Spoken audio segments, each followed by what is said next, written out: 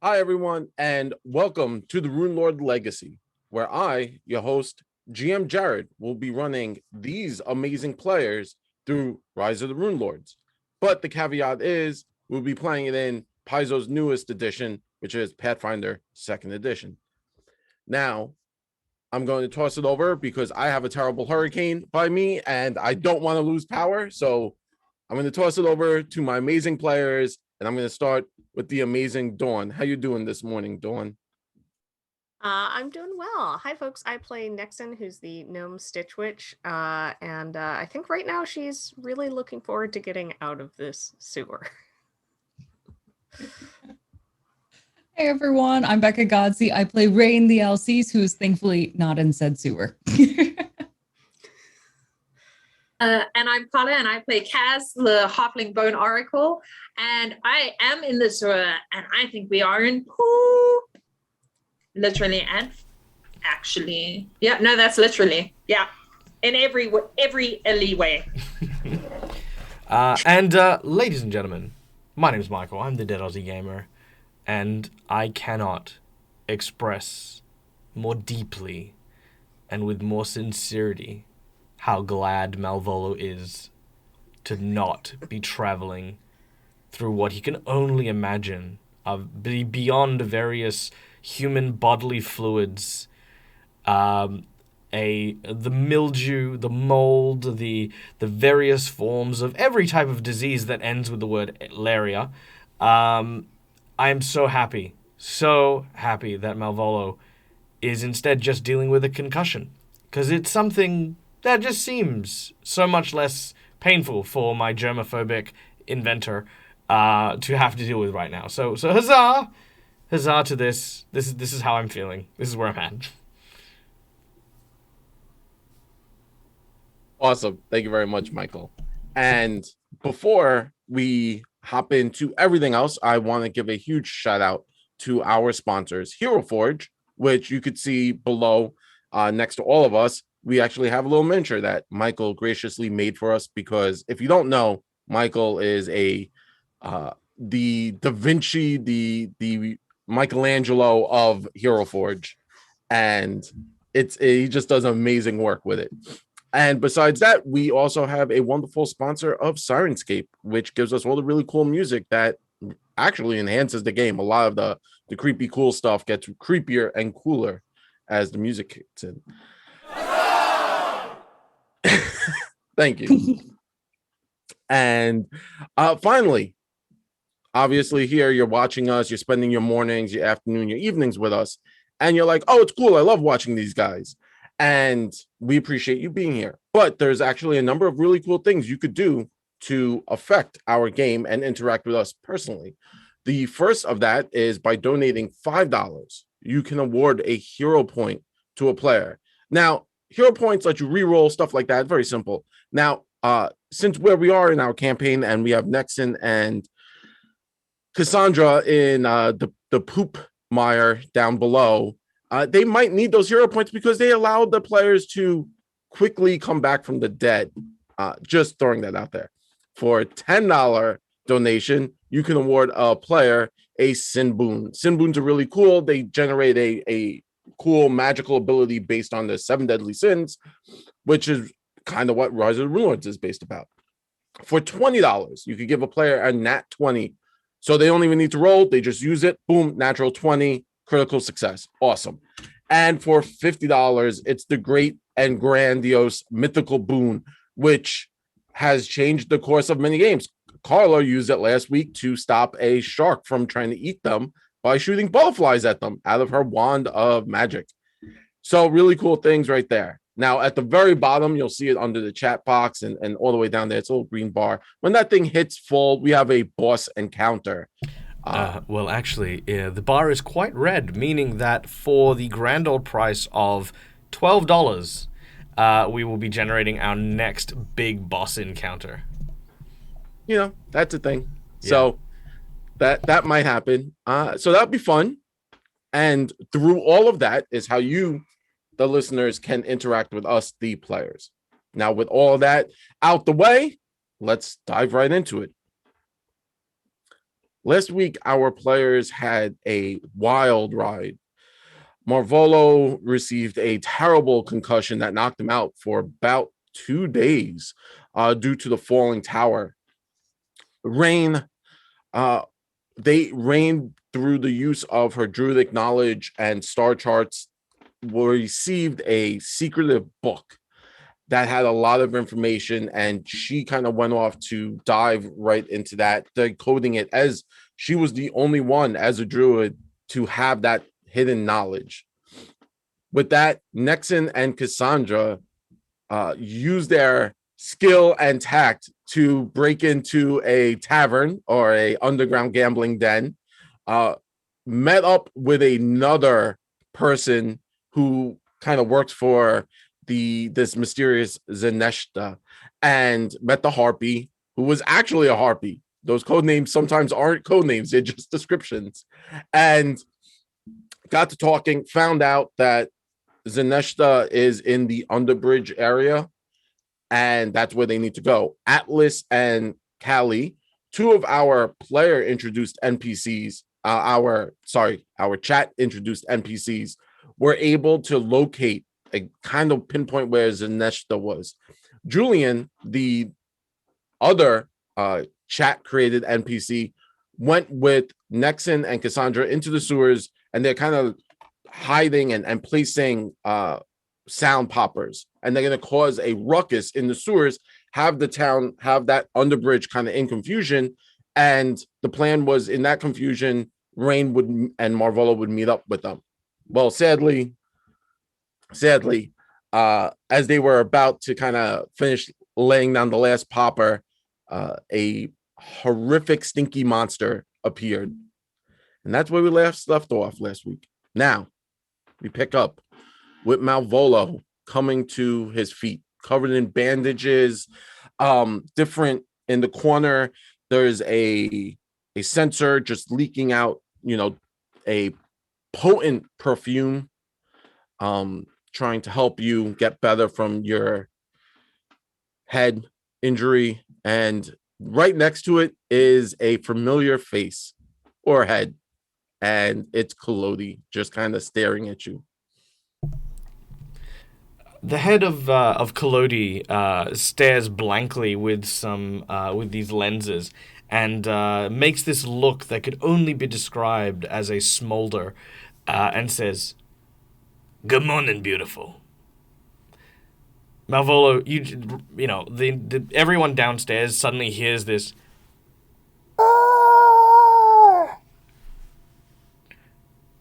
coming from upstairs, as Malvolo says, "What happened to you? What happened to us? What? My head." Well, yeah. See, that was the thing. One thing led to another, and a giant bug creature, huge building fell into the river. I mean, you're lucky to be alive. I float. Though I am a little bit lighter than I originally was. That's really bad. You see, I got this really bad feeling in my knees. Wherever they are, it almost feels like someone donated $20 to give us a nat 20 to something. But in the same time, also kind of some bad feelings in my knees. Definitely happening over here. So thank you to whoever's triggering my Laura bone. But we'll I guess have to see how that goes. Anyway, look, long story short, we fell into the river. We got the guy. The guy with the what was his name? Justice Iron Face. Yeah, we found him, and they said that this Zanesha, whoever was in charge, she was over at this clock tower, and that's where Nexa and Cassandra went. But Rain, she was all like, "Hey, we found this book, right? And it's full of, druid words." Now, I said, listen, there are lots of words in the world. What makes these druid words? And then she put me up here. And then you woke up, and that brings us to where we are now, having this conversation. Why did I not make a mute button for this? Well, I'm sure if Nexon and Cassandra are there, then I'm sure that they're doing fine. Let's see if we can go find Rain. Come, Kalodi, we'll see if we can also make you a body. And I'll pick up Kalodi with one hand, and I'll like grab like a hat rack, and like with the other hand, and just start bringing it down towards down towards where I hope to find Rain at some point. As you kind of come out, you're in a very familiar spot. You realize that you're back in the Halfling Tavern. Looking around, you see familiar, and it's the grumpy fungus, the grumpiest fungi you'll ever meet, is kind of sitting with their arms crossed outside of a room, just looking angry. As you kind of pass by, the fungus kind of looks at you and looks at Kalodi and makes a even grumpier scowl. As you kind of pass by the room, you can hear like the walking, the pacing of Rain. It's a very familiar sound, as you would have heard it before. And you realize she's kind of in that room. Why the fungi is outside, who will know? Just probably to make faces. He's standing guard. Doesn't want to get squashed on as I do my pacing. Rain, I'm sorry to interrupt your concentration. Oh, no. You're fine. Come on in. I'm really trying to figure this out. I have a hunch, but it's a little coded. I might not be very good with things like ciphers and the like, but if there's anything I can do to help, I'll make my way over and just kind of like sit next to Rain and kind of lean over. As it does so, there's kind of like this moment where because Malvolo is very germophobic and does not willingly get very close to people, but he is very comfortable next to Rain and is more than happy to kind of like sit next to and look at the book as well. Oh, that's sweet. Marvolo, as you sit down, your knees still weak from the head injury. You kind of sit down and you catch yourself on the edge. And as you do that, you kind of push some papers out your way, not on purpose. As that happened, Rain, I need you to make a D20 nature check. Nature. Boom. It is a 30.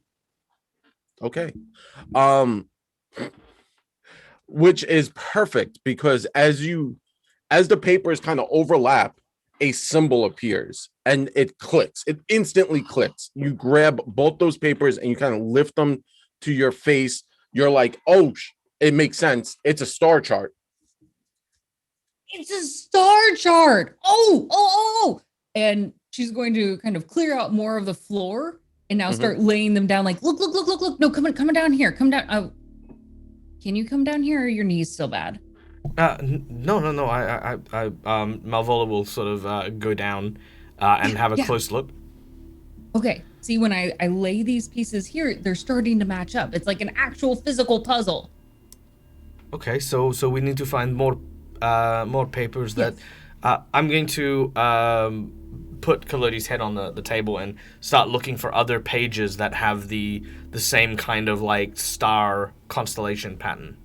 Yes. Sure. Yes. Hand me that piece over there. And maybe what if we put Kalodi up at the top, like on the ceiling, and he can look down from the light? Yeah, okay. I'll get my hammer and my angle bracket. My woodworking terms, which I've learned in between games. And I'm just gonna, sort of fix him to the ceiling. Yeah, do I need to move the papers at all? Is this still easy to see? The one you got your foot under. Just move that one a little to the left. And Malvolo, there's two sheets over there. You need to just pull them apart a bit more.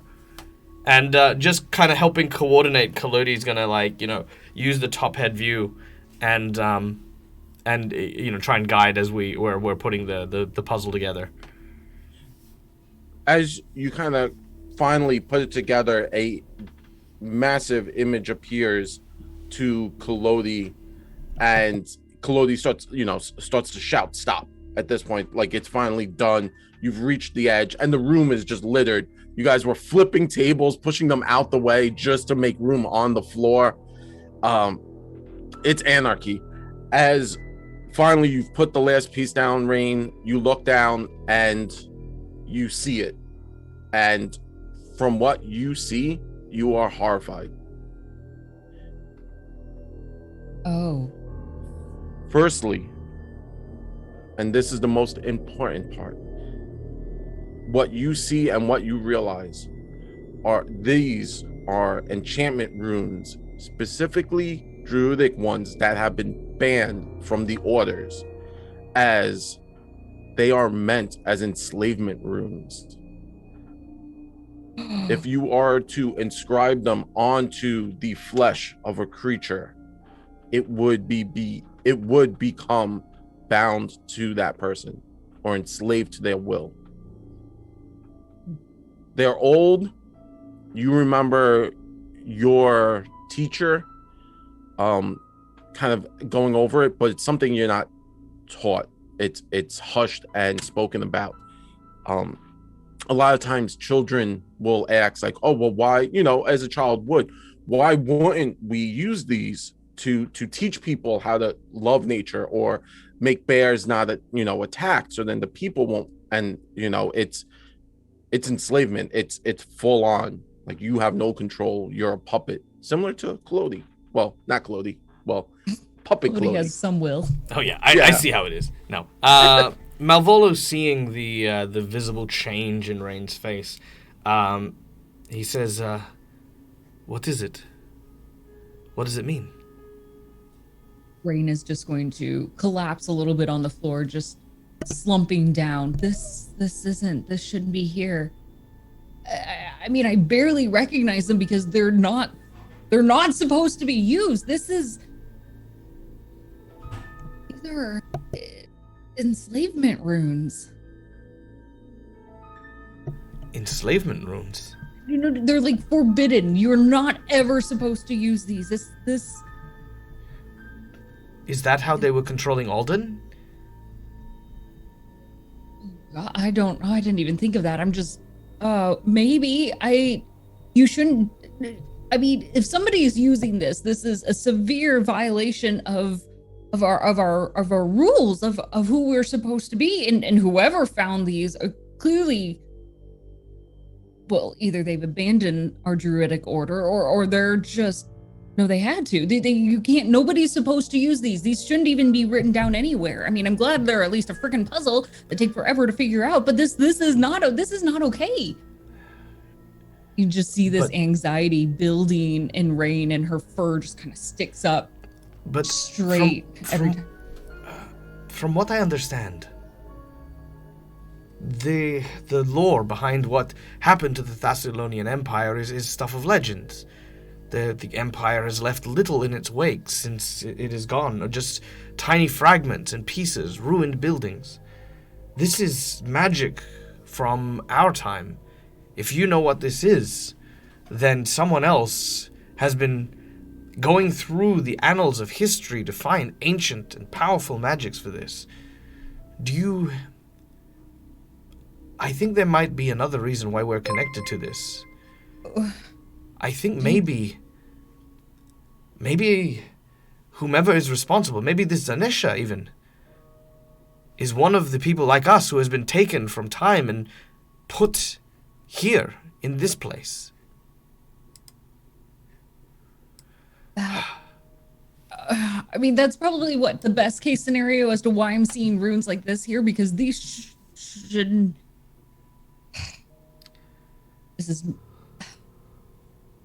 I'm just saying, maybe you're right.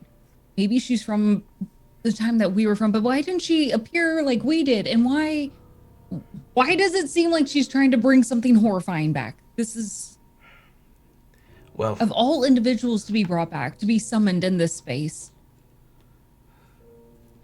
Look, maybe there's a reason, but we'll never find out these answers through these pages. I think you should decide what we do with them. Oh, I mean, the right option would be to destroy them so nobody ever sees them again. I will never have any use for these. No one should have any use of these. I don't even know why somebody would write them. Okay.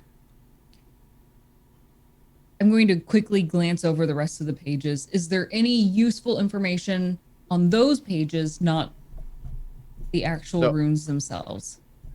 As you glance over the scribblings of clearly a mad person, something else sticks out, and this suddenly makes things even worse than before. Because enslavement is bad. You can fight that.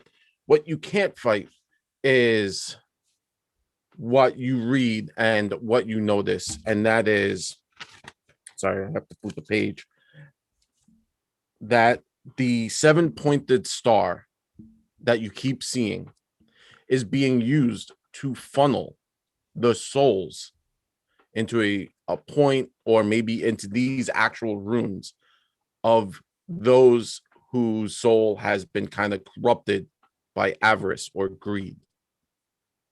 And now you're starting to realize why that was carved into the flesh of others.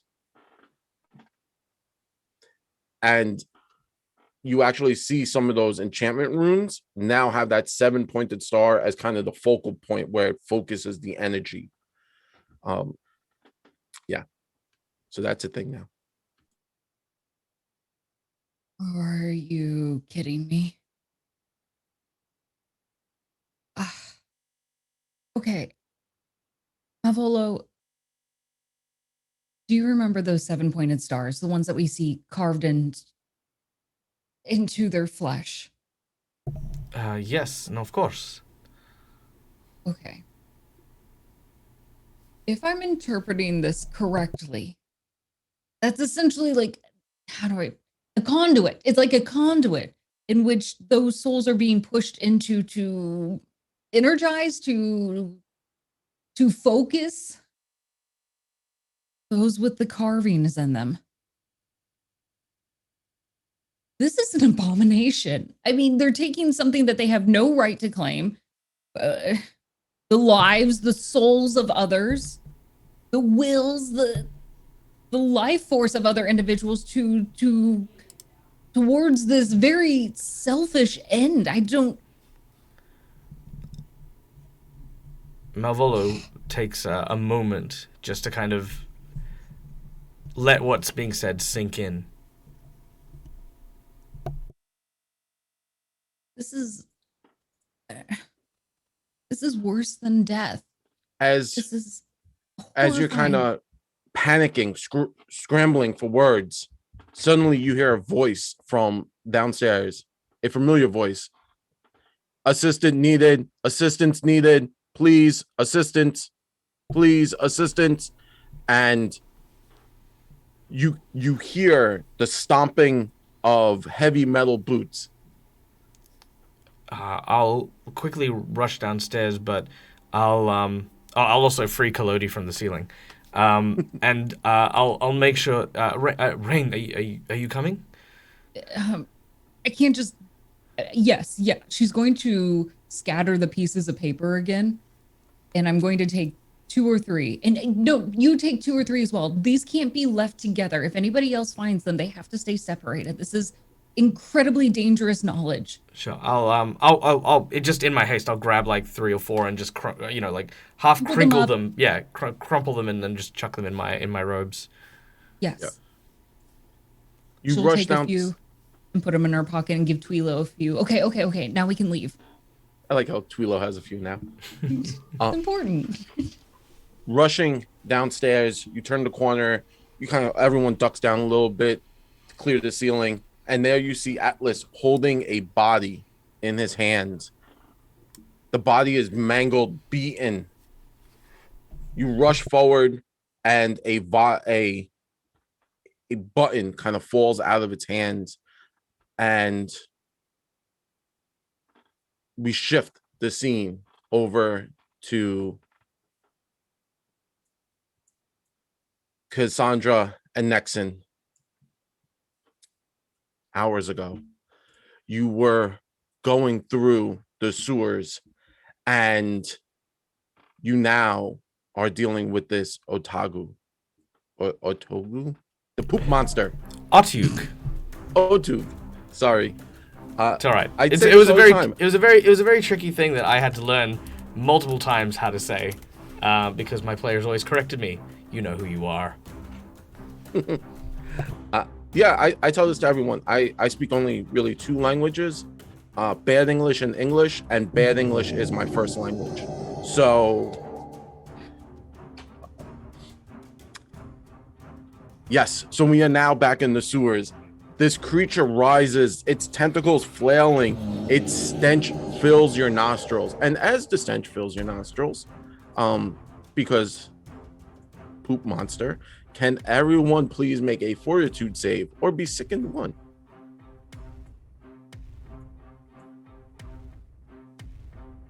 My players are always ready to ruin my plans as a GM. You guys are fine. Actually, Cassandra, what happened? You didn't want to play today? Oh, I did forget to mention that Jared earlier on, Laura Bones' wonderful contribution of $20 to our major plot villain, our boss bar villain, has afforded you a natural 20. Well then, that's going to come in handy. Thank you, Laura Bones. I appreciate you greatly. You can come to my games whenever you want, just all the time. Sadly, Julian failed their save, and you would think the person who messes around with chemicals would be fine, but sadly they're not. So Julian now takes the second condition, as the stink is not a attack, but more or less just a stink. Please roll initiative. We're gonna all just roll initiative.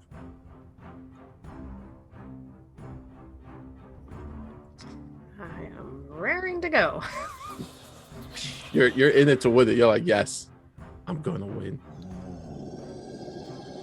Let's see where Julian's not playing today. Julian would like to sit this one out. It's because he's so used to smells. Because you got to make sure it's not going to explode. So you got to like smell it carefully. Yeah, I can see that. So it's extra sensitive.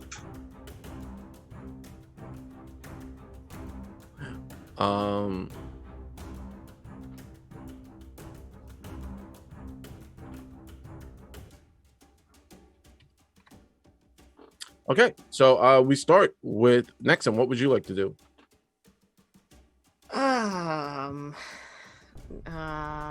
Right. Just gonna kind of immediately look at this thing and just hold your horses, and I will cast Daze on it. Sure. Or attempt to. It failed. Failed. So it What are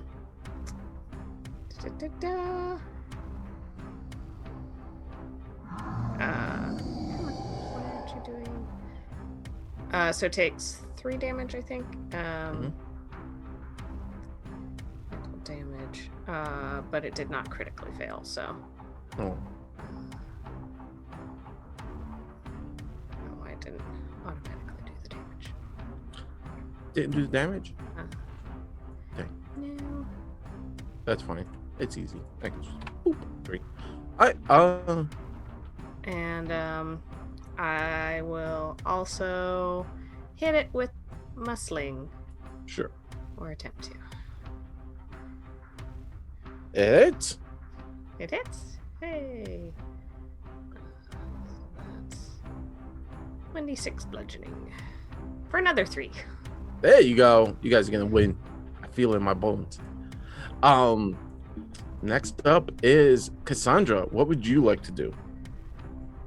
I think I don't feel like this is undead. This is very much gross and alive. Yeah. So I'm just gonna try and divine lance it. Like, no. It hits. Haha, yes. And then tick. Rude. Okay. And then I'm going to cast guidance on Julian, and I'm gonna be like, just shake it off, the smell, and like pat him on the back. There you go. Yeah. It is my Stinky Boy turn. Stinky Boy gets to go. Let me see. Well, it does have a whole mess of tentacles, so it's going to make 3 attacks with its tentacles, and it has reach. So the first is on Julian. That will miss. The second one will be on, because it's 5, 10. Yeah, it could reach Nexon. Oh, it misses. And the last, because why not? 3 attacks. It's a stinky monster on Cassandra. That one will hit. How's that possible? Who knows? But it's okay. It's not terrible. You only take 6 points of damage, and it's not terrible because it has the grab action. So it normally couldn't grab. It could grab if it had an extra action, but it doesn't. And it's okay. It's Julian's turn. Julian's here to win. He's here. He is obviously going to do what he does best, and that he kind of reaches into his pouch, grabs a bunch of like chemicals, mixes them together, and the bottle starts to fizz as if you put like antacid in a vinegar base, and it's all fizzy and stuff, and he launches the bomb at the Otagu. Oh, and that will hit. Yay! So that deals bomb damage, which I love. It just says varies, and it's just going to be an easy alchemic fire, which does 2d8 because he is a high enough level. Bang, 16 points and 2 persistent fire damage, which we will just put that right there.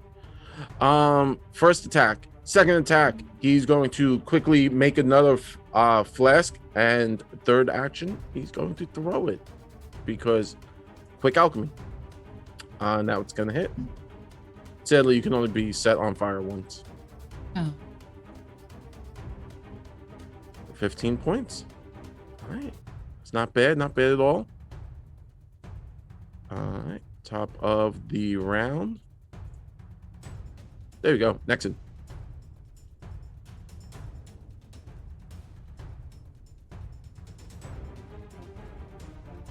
I am going to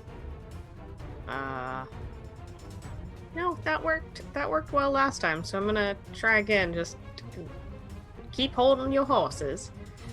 And casting There it is. Failed. failed, so that's another 3 points of damage. And yeah, why not? I will try attacking it with my sling again. Probably not. That one goes wide. It's the smell. It smells pretty terrible. Cassandra, what would you like to do? I'm gonna Divine Lance again, but I'm also at the same time gonna just look at Julian like he is pretty hardcore with his alchemical fires. There you go. You hit. Nice. Yes! And then I'm going to attack. Ah. And then and then I am going to put my shield up. Yes, I'm going to put my shield up. There you go. Raise that shield. Yeah. All right. Next round. My Tentacly Beast, because he's upset at Julian. Julian did the most damage, so he's going to attack Julian. That's going to be a critical hit on Julian. It's okay. 17 points to Julian, and he's going to spend 1 action to grab. So now Julian is grabbed, and that's sad. And, of course, because there was a critical hit involved, number between 1 to 5, Jared, to generate our critical effect. Let's go with number 5. 1, 2, 3, 4, 5. All right, what type of damage is it? It is tentacle, which I believe is bludgeoning. Yeah. All right. So, the giant tentacle, as it strikes across the midsection of Julian, you hear the sounds of several vials cracking and smashing upon his person. These create this bioluminescence that glows over his body, and as it does so, provides a +2 circumstance bonus for the Otcug that will last on all attack rolls till the end of the turn. So my beastie gets better, which I'm not too mad about. Yeah, your beastie is like it's like a glowing target now. You know, and even one of the vials has like this thick aroma of like rotten flesh and fungal rot, which for these creatures, which of course as many would clearly know, eat garbage. This thing smells like a 5-star Michelin meal right in front of it. Delicious.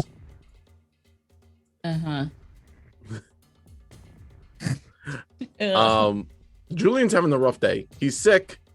He's now grabbed, and he's glowing and smells delicious. Well, as the monster has Julian grabbed, it's going to start to squeeze him, because he's going to squeeze him like he wants to get all that delicious flavor out of him, which is constrict for one action, and it can only be done if the monster has you grappled. So it's going to deal D6 plus 6 bludgeoning damage. And the crazy thing is, Julian's going to have to make a save. So, oh no, Julian. Live. Let's see.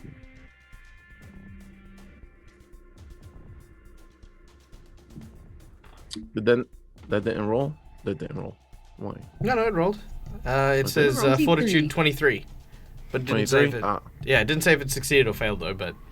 It did not, sadly. Would it 24 help? Because he does get a +1 from guidance. It would not, even though he would want to use it. Julian! So, D6 plus 6. So I'm just going to roll this.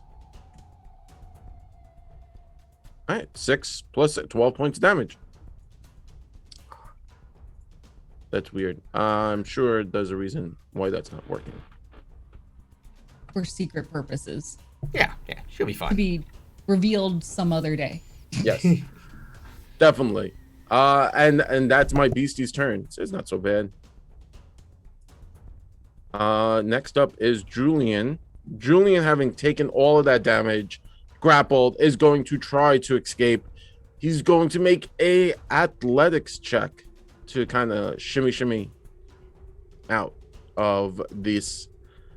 Actually, he's going to use acrobatics because I have that ability. Okay. So I'm hoping my rolls are coming through to everyone else because they're not coming through to me. 21. Sadly, that is not enough. As the Otogu squeezes him even more, he is now going to yell and scream in pain as those claws kind of rip into him at that point. And why not? He's going to just try and reaches it down, and he has like a hand crossbow, and he's going to try and shoot the beastie because hopefully if it dies, it'll let him go. I'm assuming that hits. It's a critical. It's a critical. Critical hit. It's a critical. There you go. Hell yeah. It's good. Yes.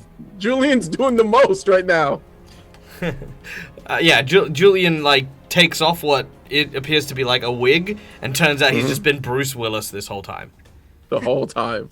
You say that. Every time you've been saying Julian, all I can think of is King Julian from Madagascar. And all he's been doing instead of throwing bombs is he's just throwing mort. Mort. It's just a bunch of little morts. Jesus. All right. Because Julian has landed a critical hit, you get to pick. Jared, give us a number between 1 and 5 for our critical effect. 4, because I went with 5 last time. 1, 2, 3, and 4. All right. As a bomb, Sorry, no, it's a crossbow. My apologies. Crossbow. Yep. All right. Piercing. Where did the bomb come from? All right. Reaching by his side, Julian picks up his crossbow and, taking careful aim, he fires. At first, it lands in a pile of refuse that clings to the leathery hide of the Otyugh. As the arrow pierces in, it begins to sink deep within the murk and muck until it manages to find an eye stalk. Buried deep within, barely visible, this pinhole blinds the Otyugh Nice. as he is struck in the eye. No. Well, he's sad now. Which I realize Otyughs actually, of the 3 tentacles that Otyughs have, the majority of the eyes are in the one of the central stalk. But yeah, I mean, I don't imagine that one crossbow would do that. So I said there's like a more sensitive eye in its main body as well, just for flavor, for fun. For visuals, how many eyes does this thing have? 1, 2, 3, 4, 5, 6, 7, 8, 9, 10. Literally counting it. Too many. 14. 14 eyeballs 14 eyeballs. that we can see. Yeah. There you go. All the pretty shade of poop. Yep. Yes. As the Otogu takes the critical damage, which did I roll? I don't think I rolled. So let me. There you go. Nice. The creature kind of stumbles back and drops Julian to the floor. Because he's not happy with that. Julian, now free, kind of looks back and gives a quick thumbs up to Cassandra and Nexon, kind of pointing that he's doing well. And, well, since this is the only scenario where you're dealing with, Julian's face drops as rounding the corner is a hideous creature. You remember that little riddle kid song we had last week? Do you remember where it talked about? Yes. Oh. Turning the corner and stepping out, holding a cage in its hands, is the scarecrow, this creature that many thought were myth and legend, and it now sees everyone. It opens its mouth to let out a yell, but it doesn't open all the way, as most of it has been stitched closed. So it just and it starts to rush the party. Julian, seeing this, kind of takes 2 or 3 steps forward and raises his crossbow, and there's a click sound as he realizes he forgot to load it, and he just did this out of concern and fear. Julian will spend his last action, to load said crossbow, because that makes sense. And it's okay, guys, because my flesh golem goes way underneath everyone else, so it's not so bad. Sorry, I was just trying to find it on the map, and I just saw where it is. Holy crap! Yeah. Well, The creature massive. jumps down into the water, creating a splash, and as everyone is in the water, you know when you're in a wave pool and it kind of creates a wave and you kind of bob a little bit? That's how much water this thing displaces. You guys bob a little bit, and it rushes the first person in the line, which is Julian. Sorry, he did move. So it rushes up to Julian and swings, because, well, that's what they do. No high fives, no hugs. Next time. Okay.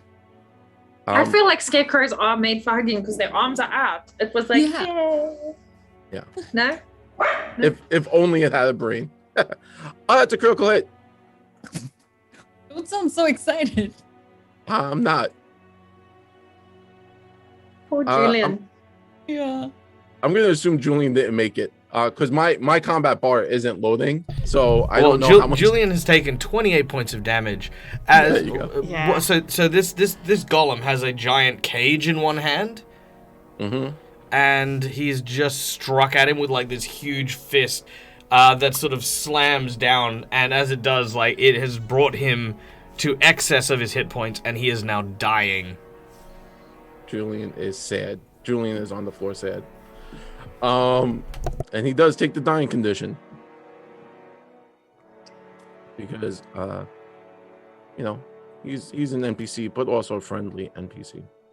But that's okay because it is the top of the round, and as with always, it's Nexon. What would you like to do, Nexon? Right.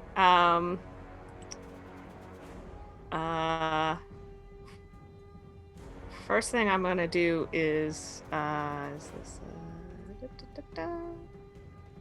Okay, it's just 30 feet. I'm gonna pull out one of my little trinkets and tie a quick knot with the thread and say to Julian, "You're still pretty as a peach," and I will cast Soothe. Nice. Julian. Oh. So that's 14. Cool. Not damage, but 14 damage. I'm done with you, Julian. We're gonna put him out of his misery real quick. I'm sorry, feller. You're like, we don't have and time to worry about you, Julian. Let's just decide. Move on. I'm going to pull out a needle and prick my finger and cast Needle Vengeance on this scary scarecrow. So it's saved. Well, poop. Okay. Sorry. Never mind. No, if it failed its save, then you Oh succeeded. no, it failure. Yeah, it failed its So, save. Yeah. Yeah, so anytime it tries to attack Julian, it will take 8 points of mental damage. Oh, nice. Julian has Is the it like- wounded. It's like a mind game at this point. He's hurting his brother or something. Why am I like this? I wish I could be a better golem. Cassandra, what would you like to do? Okay, I'm gonna try and get rid of the one thing, and then we can worry about the other thing.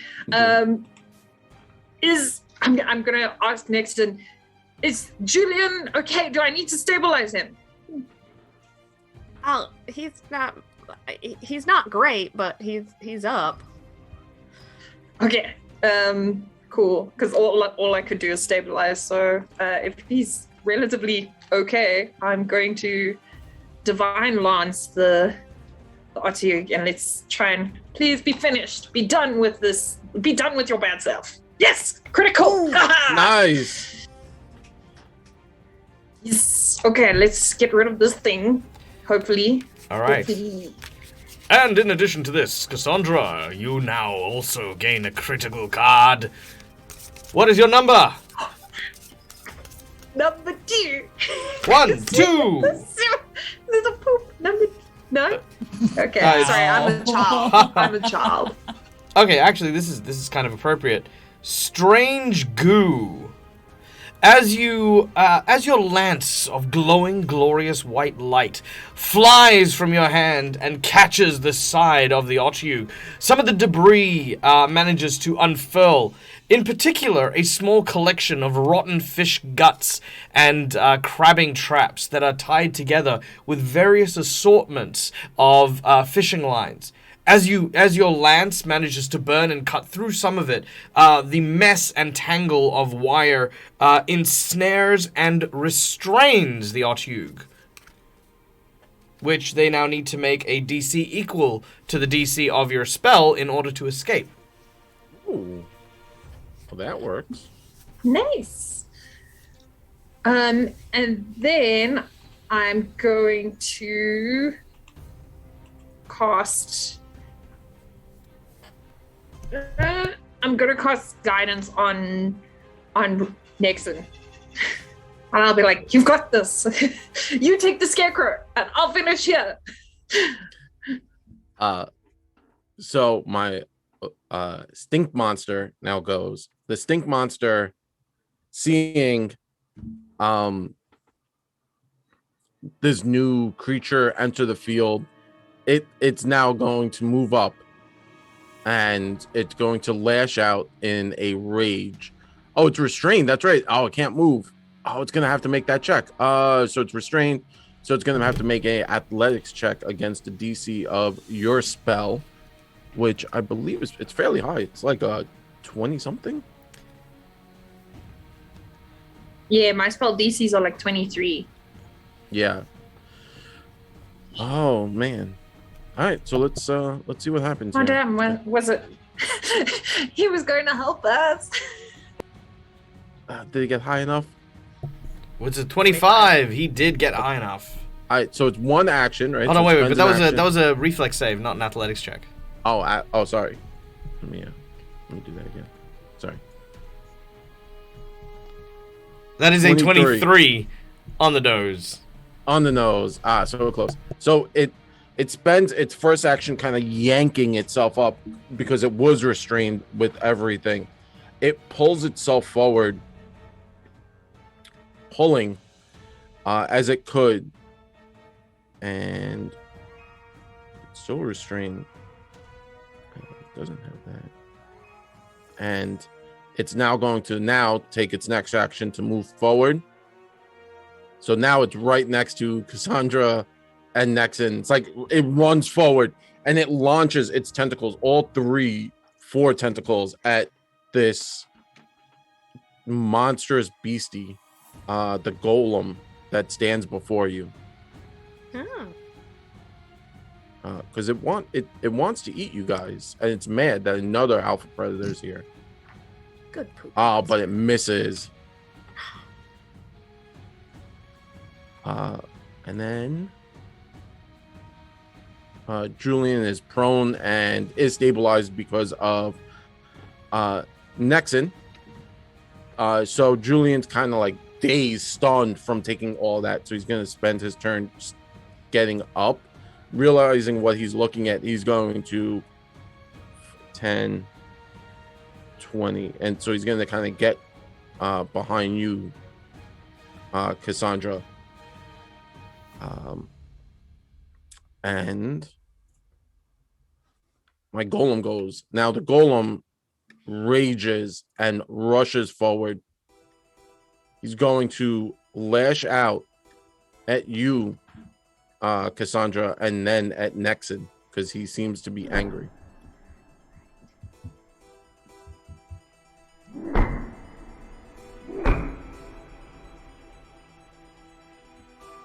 That will hit you.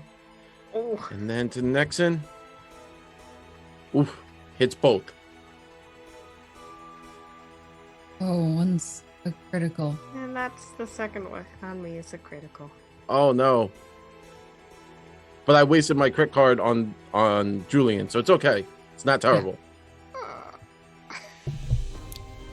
Ouch. I mean, 42 my is God. not terrible.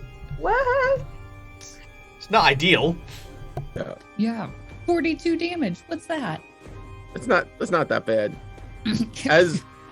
As the creature kind of rushes out and starts to swing like that, smashing into I'm sorry. I did crit Nexon, and it does have an ability because it's like pound, it's like slamming.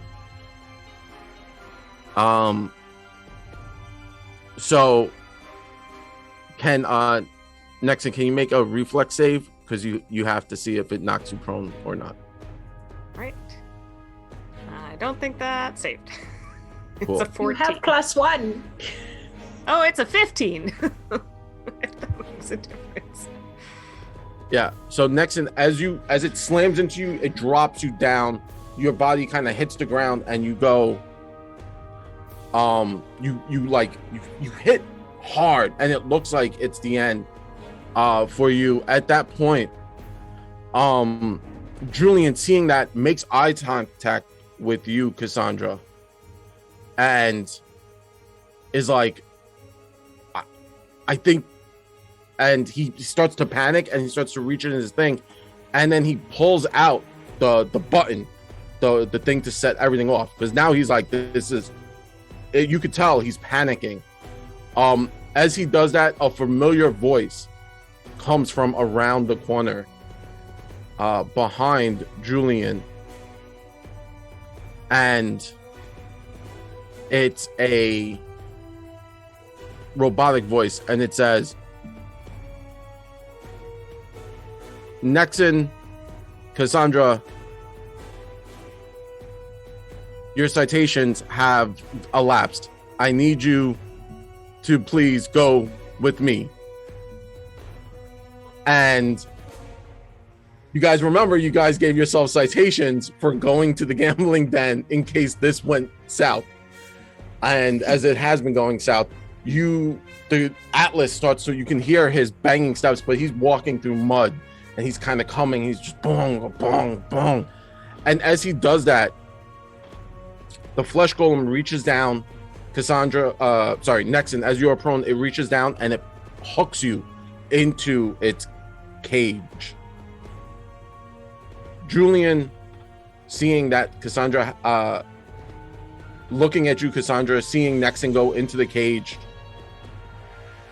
kind of leans forward, like over you, and puts up the button and goes click.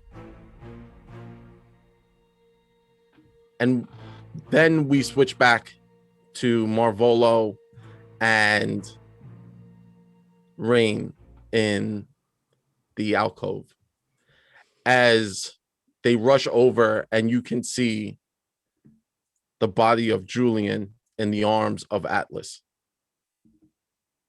Oh my gosh. What happened? Is he okay? I want to make a medicine check as I rush over to Julian. As you make a medicine check, Julian is not breathing. His body is burnt and scorched. Is just a mess.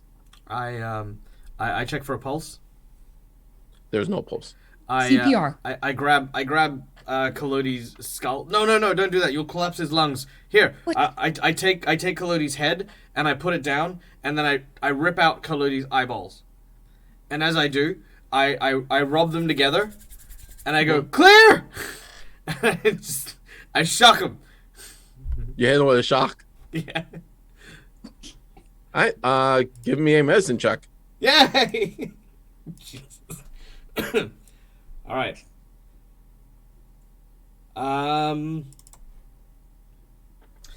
29. That's enough to stabilize Julian again. Oh. I like listen for a heartbeat, like it's very slow, very low. Oh. Okay. I brought him back. Do not. Oh, my hand is shaking. Atlas, take him to the bedroom right now. Is it just Atlas and Julian? It's just Atlas and Julian.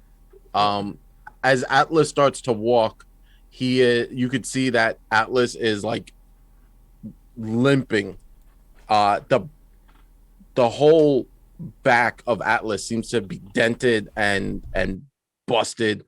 One of Atlas's arms are just sparking where the elbow joint is, and he's just walking forward. As he walks forward,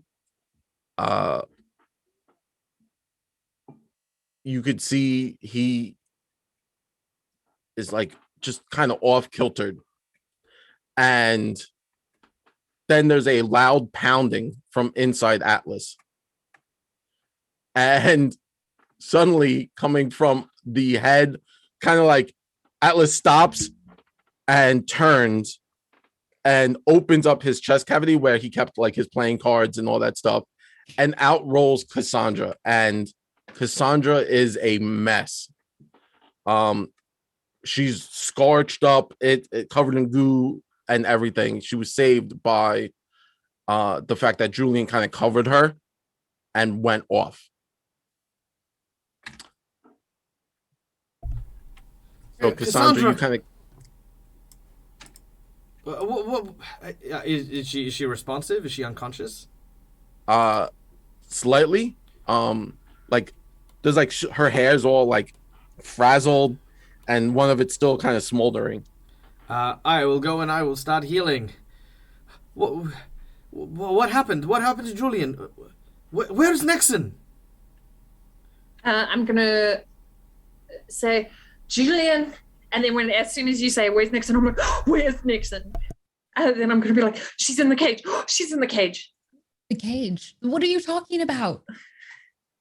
There was the ride. There was a golem, and then it picked her up and put her in the cage, and then Julian exploded the sewers, and we have to get Nixon.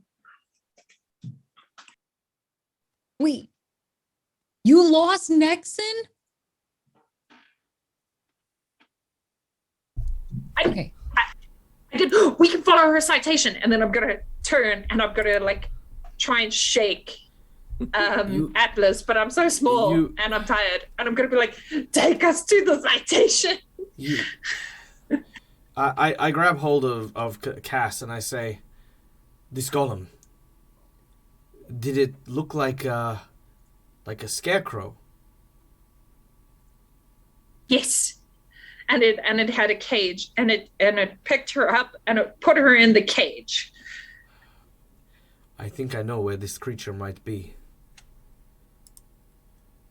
While we were looking around in the area surrounding Underbridge, there was something eerie that the children used to sing. What was that, Jared? It was just a little nursery rhyme. They would talk about the Just what would they call it? Scanning my notes here. Yeah.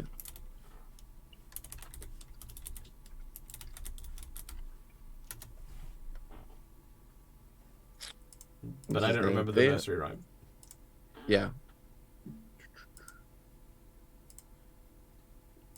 Well, we both can't look for it, Jared. Well, yeah, we can. Started mumble scarecrow alone in the maze, but that's as far as I got. No, that was it. No, what did they call it? They had a nickname for him. They called him the Mr. I just had it on my computer, and then I was like, oh, this is not ever going to come up ever again. Yeah, you know what I said? I said, Michael, this is going to be important at some point or other, and the last thing you need to remember to do is to, of course, forget this very important, crucial plot narrative bit. And, of course, naturally, after having been told it, the last thing I did was, of course, to forget the very... Instantly, yeah. Yeah.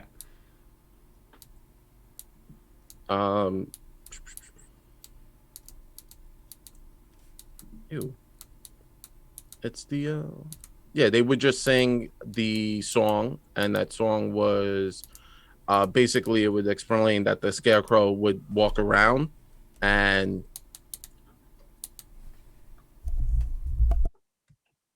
steal people in cage. Mumble mumble scarecrow alone in the maze, sleeping in the daytime, a stitched man he stays, but when the moon she rises, up mumble gets. He shakes his fist at first and moves his feet next.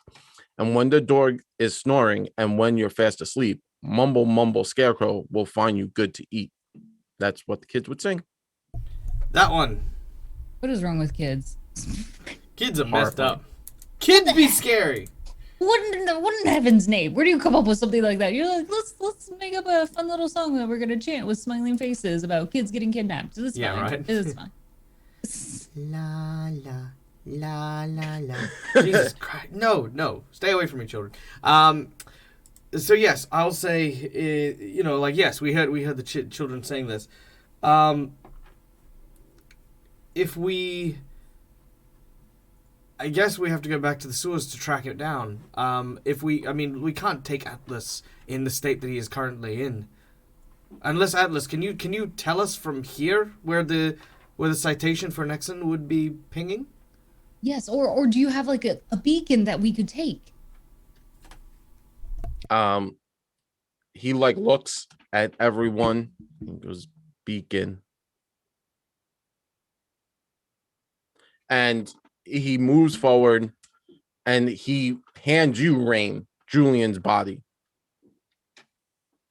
Oh. And Atlas hands you the body and says, please hold on to comrade. And then he reaches into his chest and he yanks out a blinking, beeping thing. And as he gives it to Marvolo, because he's just handing it to you, Atlas goes, powering down, and he just tilts his head down. No. What? That's his battery, his life? He gave it so that we could find our friend. Oh God. We can fix him, right? We can fix him. Maybe. I don't know much about metal. I mean, none of us are looking really great, right? I mean, sorry, Cassandra, but I mean, you don't seem so well. Julian here, she kind of cradles him in his arms. Like, this doesn't seem very hopeful. Look, well, we can't leave Nexon to whatever Mumble is going to do. From the sounds of it, we have only limited time. We need to rest up as quickly as we can. Rain, can you see to Julian and to Cassandra? Mm-hmm. Right. You said rest up. She's gonna dig into one of her little bags. I've got this little berry, and she's gonna pull out a good berry. She's gonna kind of look between Cassandra and Julian. I don't think it's gonna be enough for Julian, but would you like it?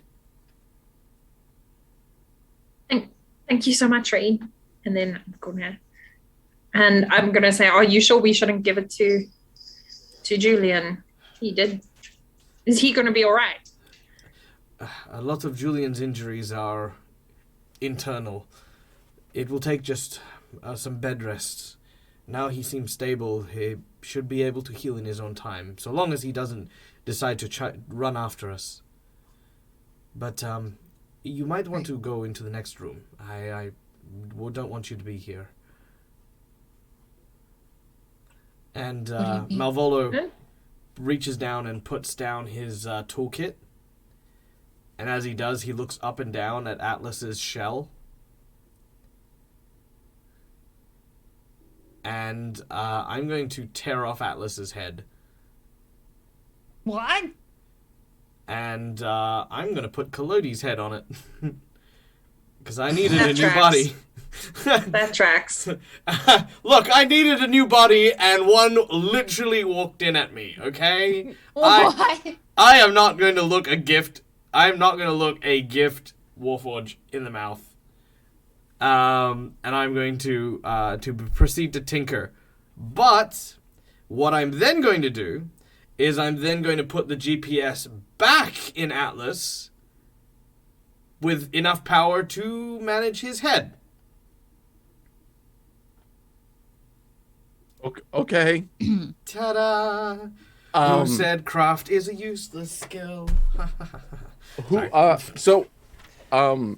What are you trying to accomplish, right? Like let's clearly let's just to be Victor Frankenstein right now. Like there Got is it. definitely a lightning storm, and Malvolo is there. There's a bench where he's going, my creation will finally be complete. Arise! Okay. Cassandra, throw the switch!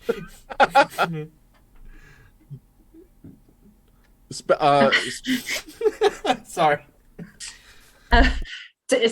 Sorry, speaking of bringing things to life, did you actually give me healing points when you tried to heal me? For me? Oh, sorry. Yeah, totally. I would have healed Plus 10 to that is 26. And technically I would have healed that to Julian as well, but he can be unconscious still. Look, I brought him back from the dead. He can be on 1 hit point. I'm good. I'm good with that. That good berry is just 1d6 plus 4.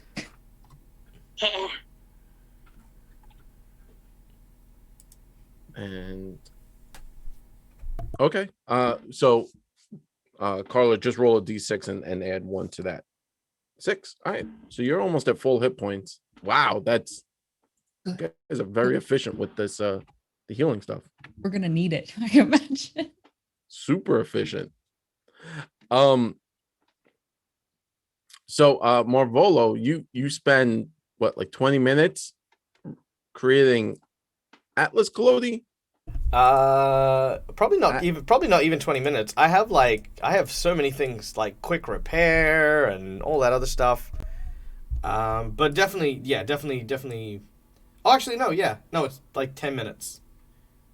Yeah. Yeah, so 10 minutes to fix. Well, actually, it would be 10 minutes on Kalodi, then 10 minutes on Atlas. Mm-hmm. So is Kalodi now just Atlas's body now? I think what it is that Kalodi fundamentally looks like Kalodi because he's wearing his uniform, but I've basically just scrapped Atlas for parts to make Kalodi out of Atlas, if that makes sense. Because Atlas is quite big and broad. Yeah. So yeah, I'd refit and repurpose him. I'd be like, yeah, I don't need a giant sword generator thing, compartment, or these shock absorbing leg pads. Just cool. Okay, I needed it for my visual, just because in my head it was just giant mech, like imagine like RoboCop with like a little baby head on it, like Space Marines from like Warhammer. Tiny head and this giant body. Okay, just double checking. Wanted to make sure. All right. I'm gonna say from the background. I'm gonna say just make sure you remember how Atlas was put together first, because we're putting him back. And I'm like, and then I'll just whisper under my breath, because that can end very badly. But I don't want Rain to hear it. But I'm just gonna whisper, that will end really badly if you don't remember how they were put together.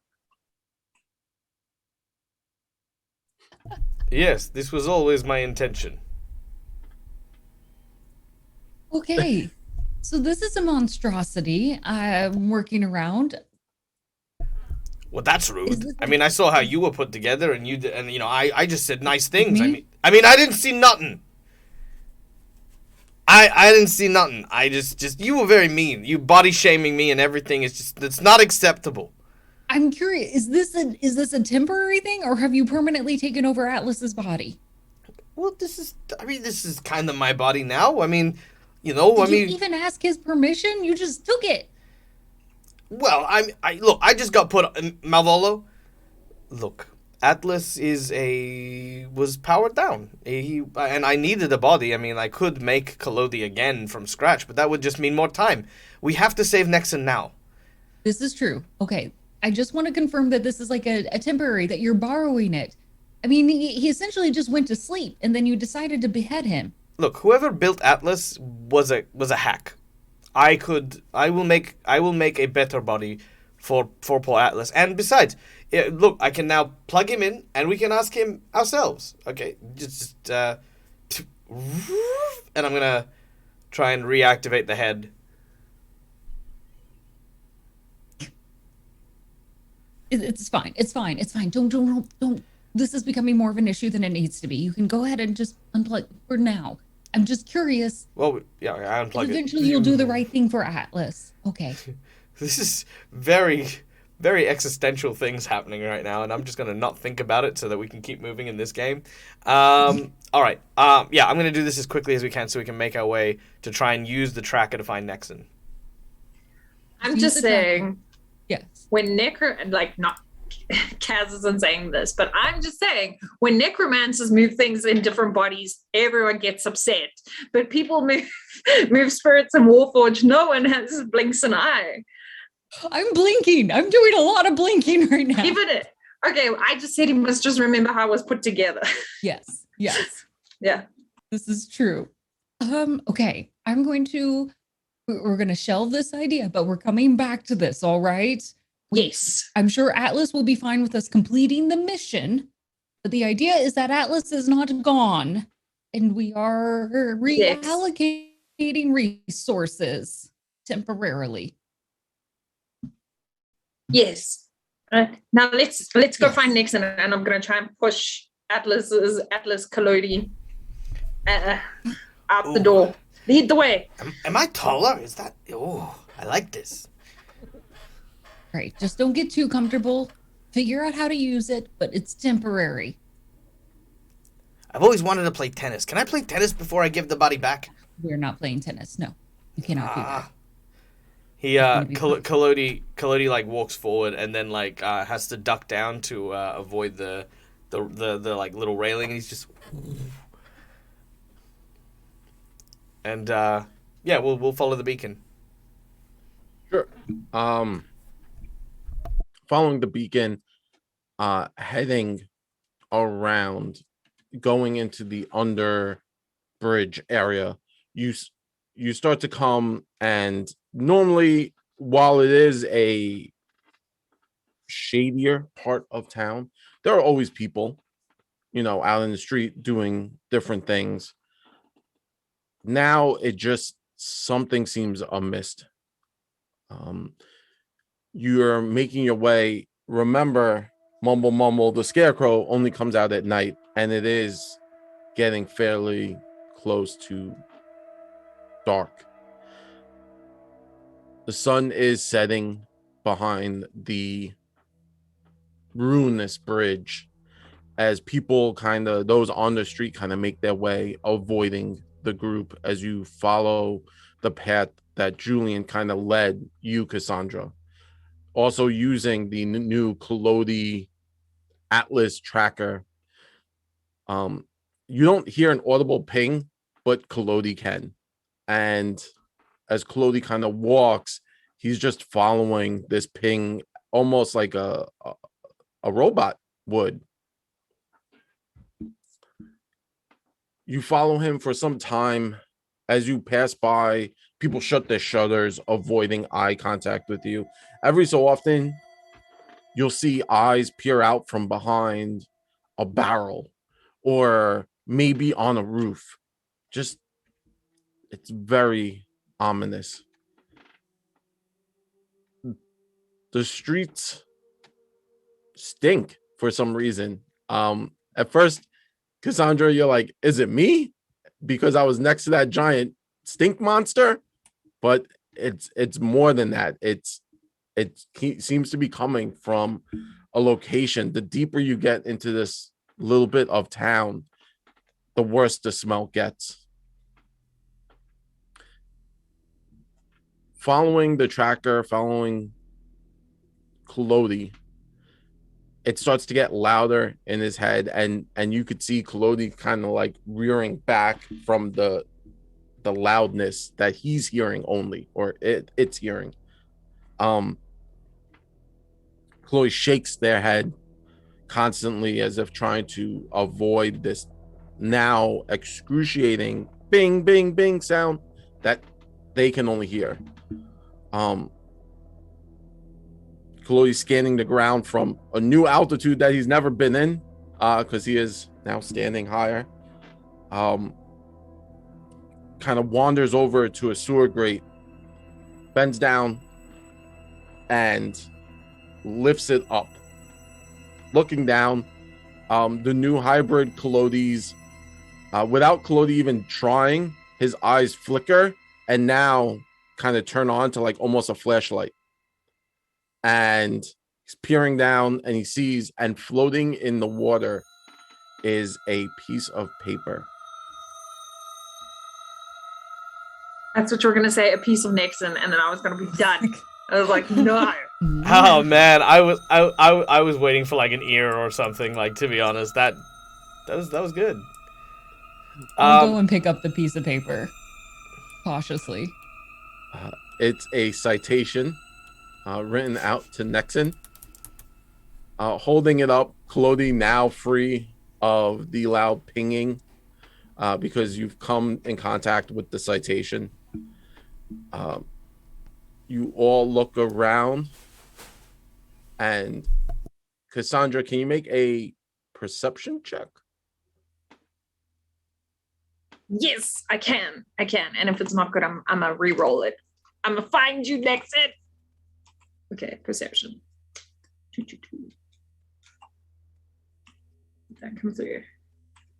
Yes. Do it. Awesome. 26. Perfect. Yeah.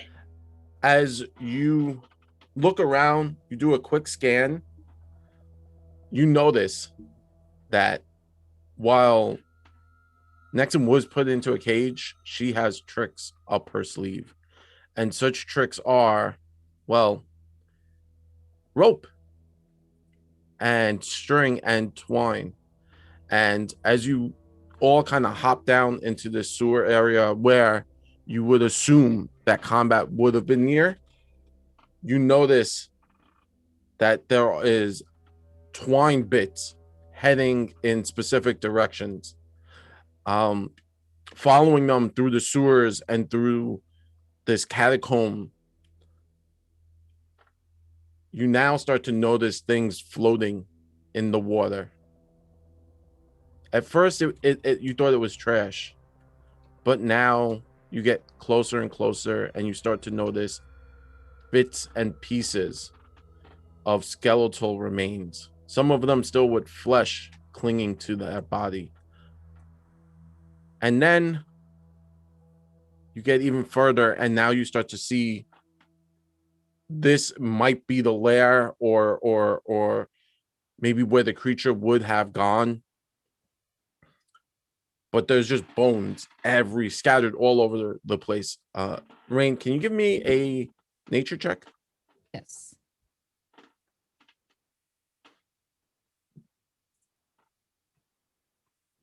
Oh, it's a 1.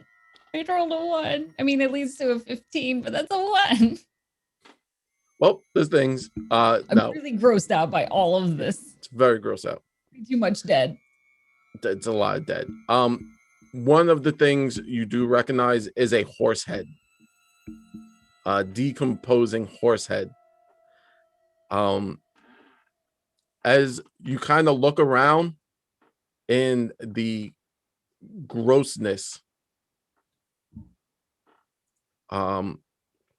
you realize that it's something was using this for parts.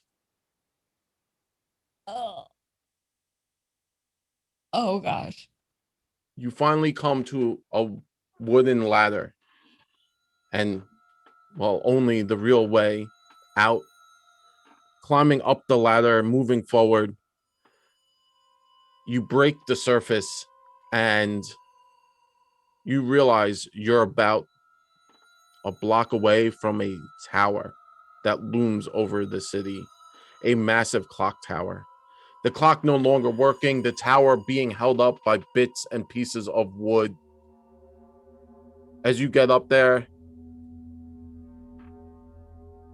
Dawn, Nexon, as you're in your cage, you realize, having taken a beating from this beast, it kind of hangs you up, and you come to, you realize you're being carried, and this beast has hung you in the cage up in a stable, maybe. All around you, it would be a horse stable, but most of it's broken, destroyed. There's piles of hay in the corner. There's a mess. And it reeks of rot and decay. But of something else. It's not a smell as it is a feeling in your gut. The creature kind of wanders over into a corner, reaches into a pile of hay, pulls out something, starts to pull and yank, and then there's a sick twist and pop sound, and It reaches up and it opens its mouth and starts to gobble what might be a horse's leg. You're not sure. And it's not even eating, it's just pushing it down into its body. You're looking around the room. You realize you're pretty much stuck for the moment. Is there enough space for Nyx to like get out of the cage? Yes, there is enough space for that. I'm gonna lean down and whisper to Nyx. All right, now I'm gonna need you to go out somewhere, and I'm gonna give him a little trinket of mine. You're like, just put this, and if you can, make a quick like web that just says Nexon. Thinking like Charlotte's Web. Charlotte's Web. And I'll kind of like hold him up so he gets a little bit of a head start getting out the cage, and then like keep an eye on this thing, and if it's like if Nexon seems to catch its attention at all, I'll try like making a small distraction. Sure. As you set free Nyx scuttles on the ground, trying to find a way out, and then leaves your sight. But your connection is still there. As a witch, you can always feel your familiar. Nyx is scuttling around, trying to get outside, and starts to make webbing, right? And then spends like an hour or two creating a webbing that says Nexon, and then scuttles to another area. And then Nyx is just creating as many webs as its little body can, and it seems to, it's pushing itself further and further away. At a certain point, you can actually feel Nyx's pain as it's just trying to force itself to make webbing, and it's just not feeling it anymore. Rain, as you kind of come to the top, you're out. You're pulling up Cassandra, helping up Marvolo and Robo Collodi. And you're at the top and you look around, you could see the clock tower. Cassandra, that's where you have to go. That's the point. That was the point of going into the sewers before. As you go there, you start to make your way and you start to see webbing every which way. Now it's starting to come out, and suddenly rushing towards you, Cassandra, is this little bluish creature. It scuttles on the floor and it rushes up your leg, and it's now just on your shoulder dancing for everyone to see. And it's your friend Nyx.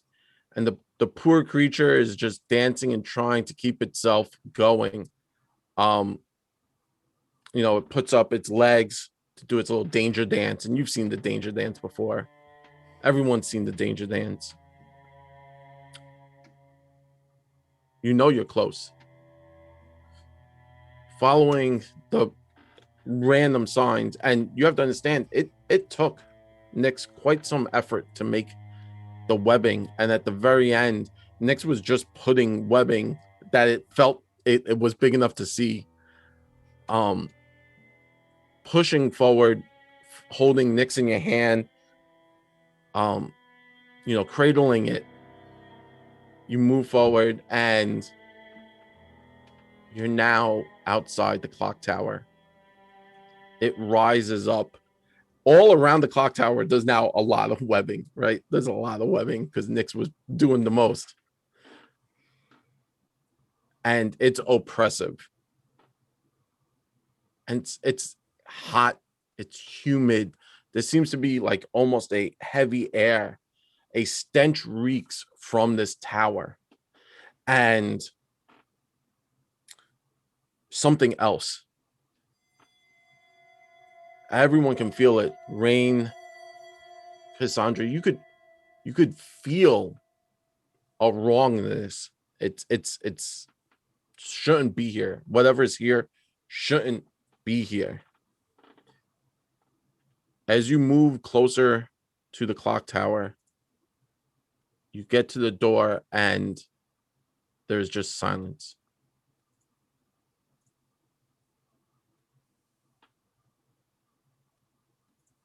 Do we go in? I mean, of course we do. I'm gonna hold up Nyx in my hands just so that it's up so everyone can see, and I'm gonna say, Nyx, if you can, point which way we must go once we get through the door.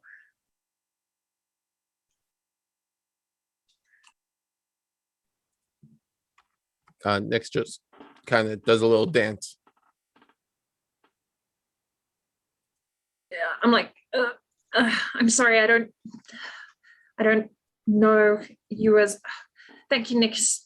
And then I'm gonna put Nyx somewhere like in my clothes or in a satchel so Nyx is safe, but I also have my hands free. And then I'm gonna, maybe seeing the fact that Rain was so disturbed earlier by the parts, I'm gonna say, if Mumble eats things, I'm sure we're gonna find some even more horrific things also. And I'm gonna describe what he looked like a little bit so that she's not, walks in and see a scarecrow made out of flesh, which is not a fun thing. And then I think Nixon's on the other side of the door.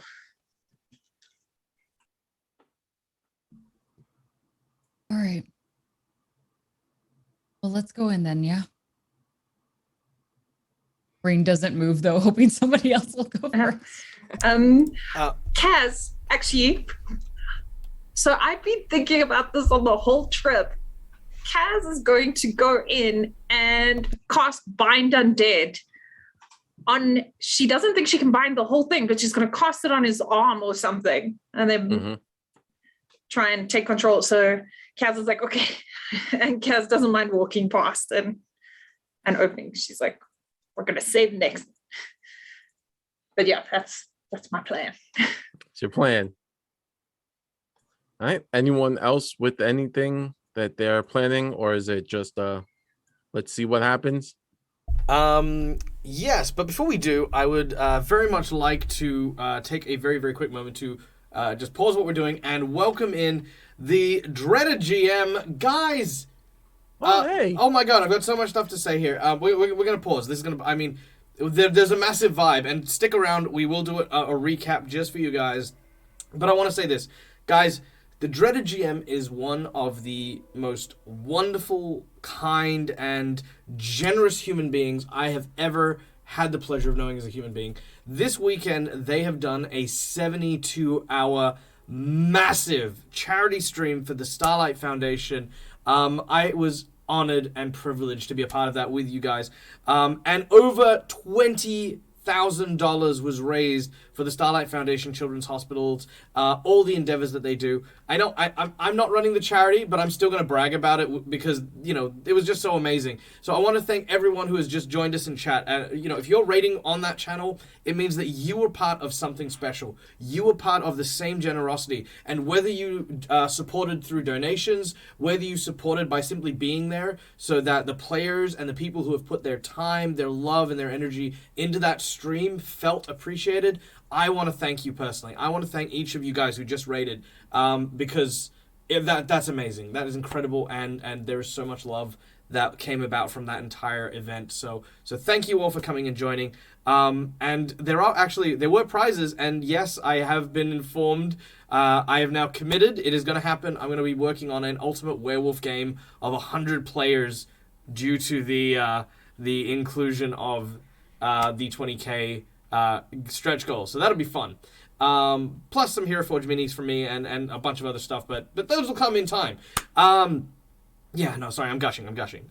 But yes, welcome to the stream. My name is Michael. I'm the Dead Aussie Gamer. This is my place. This is my face. And these are the wonderful performers that will be joining me today.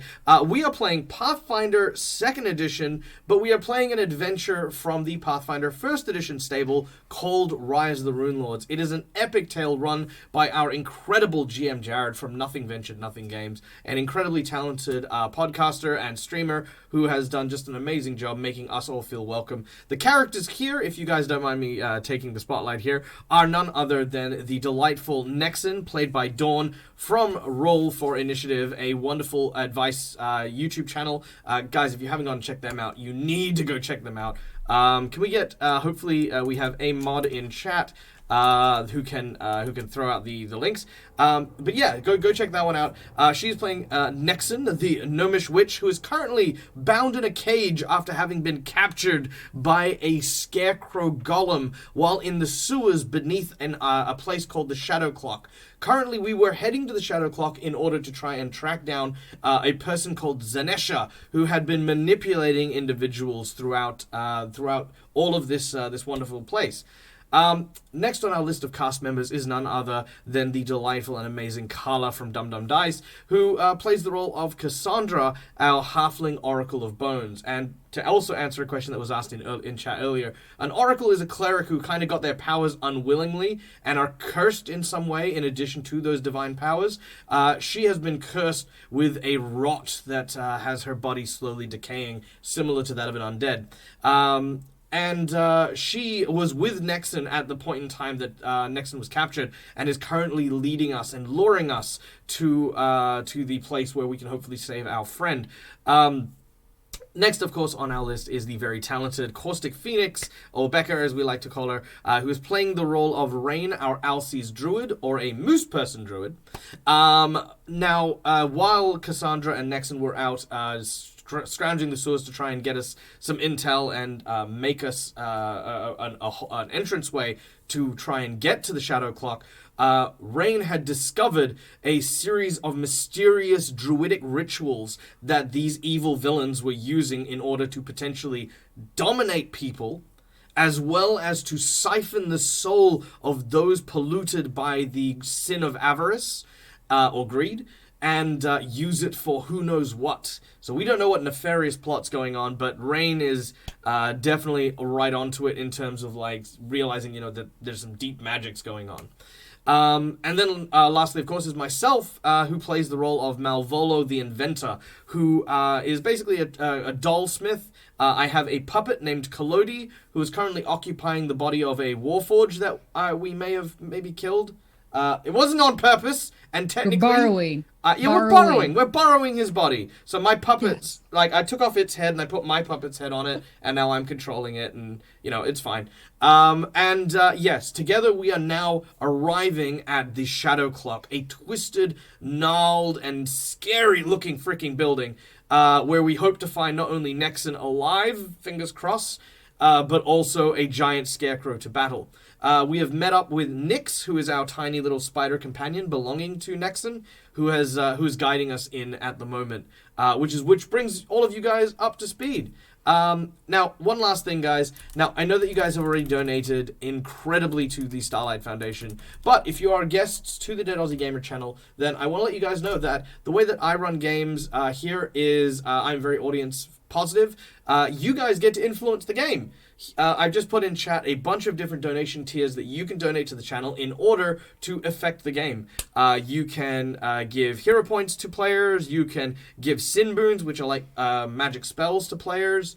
You can give people natural 20s, or you can create your own wandering NPCs or wandering monsters as well. So yeah, feel free. Any questions, throw them in chat, because I don't want to take up too much more time. But yeah, that brings us to where we are now. And yeah, Jared, I'll give you your game back. No, it's cool. I talk so much. I get tired of hearing my own voice. So it's a lovely thing, and you know more than me about this, so I appreciate it. So where were we? Oh, we were at the tower. Yeah, we're about to enter the tower. So seeing Rain was obviously put off a little bit by the pieces that we ended up found. Kalodi, the puppet, sort of steps forward and he's like, "Okay, listen, I don't know what we're gonna find here, but look, Rain, if I've always got your back, okay? Right. Do you want to do this together, or do you want me to go in first?" No, this is for Nexon. I need to be able to do this. Okay. And you're gonna see her take the deepest of breaths. Okay, and she's going to just shoulder check that door open. Just get it over real quick, like ripping off a band-aid. We're barging in. Well, slamming your shoulder into the door, it explodes with force. Boom. It literally, I thought it'd be a literally tougher door. I really shatters. misread this. With the fact that this is a rotting, crumbling tower. You explode into the scene. Your dagger, your scythe, your poisonous drake tooth scythe in hand, your shield ready. You explode inwards, and there is silence, a eerie silence. The air inside the clock tower is dusty and dry. Swaths of rubble and mounds of plaster line heaps on the stone floor. Particularly in the southwest corner, a single wagon sits to the northeast, and 6 partially collapsed offices line the northern and eastern walls. Their doors hang off and askew. A wooden staircase winds up into a cavernous space above. High overhead, as you look up, you see 4 immense bronze bells hanging. Rain just freezes for a second, completely just caught off guard that this was a weak door. Didn't even click in her mind. She was just very stressed. Hello? As you do that, your fun guy friend kind of pats you, like taps you a little bit. Yes? And as you look down, remember, this was a creature created differently. He's not really a good thing, but he's my thing. He's my little guy. Yeah. My little Leshy. Yes. And he taps you, and you ask yes. Yeah. And it looks at you, and remember, you did change its face back to normal, right? And its face slowly shifts back to that old foxglove Vorel face, the necromancer. And with that face, it looks at you and says, I think I'm here. And then it looks over into a corner, and its face shifts back to the... Oh my god, by Saren Ray's saggy breasts, it can talk! Keep your saggy breasts to yourself, but Malvolo is stunned. First of all, I'd like to point out that creature is a Leshy that has been made from the fungal remains of a lich in a haunted house, and it thus far has not said a goddamn word, and Malvolo has already had a massive problem with it. I'm just trying to be resourceful, okay? Just let it, you take a step back. Rain is going to get down onto one knee. And I'm gonna just kind of squish his face really quick. Like I'm just kind of testing, like, did you do that? Like kind of grabbing Ned's face and squishing it, like, why did you do that? And it's back to normal. It's back to that like adorable blank Leshy fungus face. Yeah. And it just kind of shrugs and then scratches its mushroom, and you see like little spores pop out of it. And then it just shrugs, and then just kind of waddles back and forth a little bit. No. I'm gonna kind of follow this small waddling. No, come. I'm gonna pick it up. You are going to follow where you think your body is at. Where's your body? And I'm gonna spin him around and set him on the ground. Go. And then the little fungusy thing. Imagine like evil Toadstool from Mario Brothers. Yeah. Just kind of starts to waddle to like the center of the room, and then looks around, and then kind of stares behind, that wagon, and then looks back at you, Rain. Okay.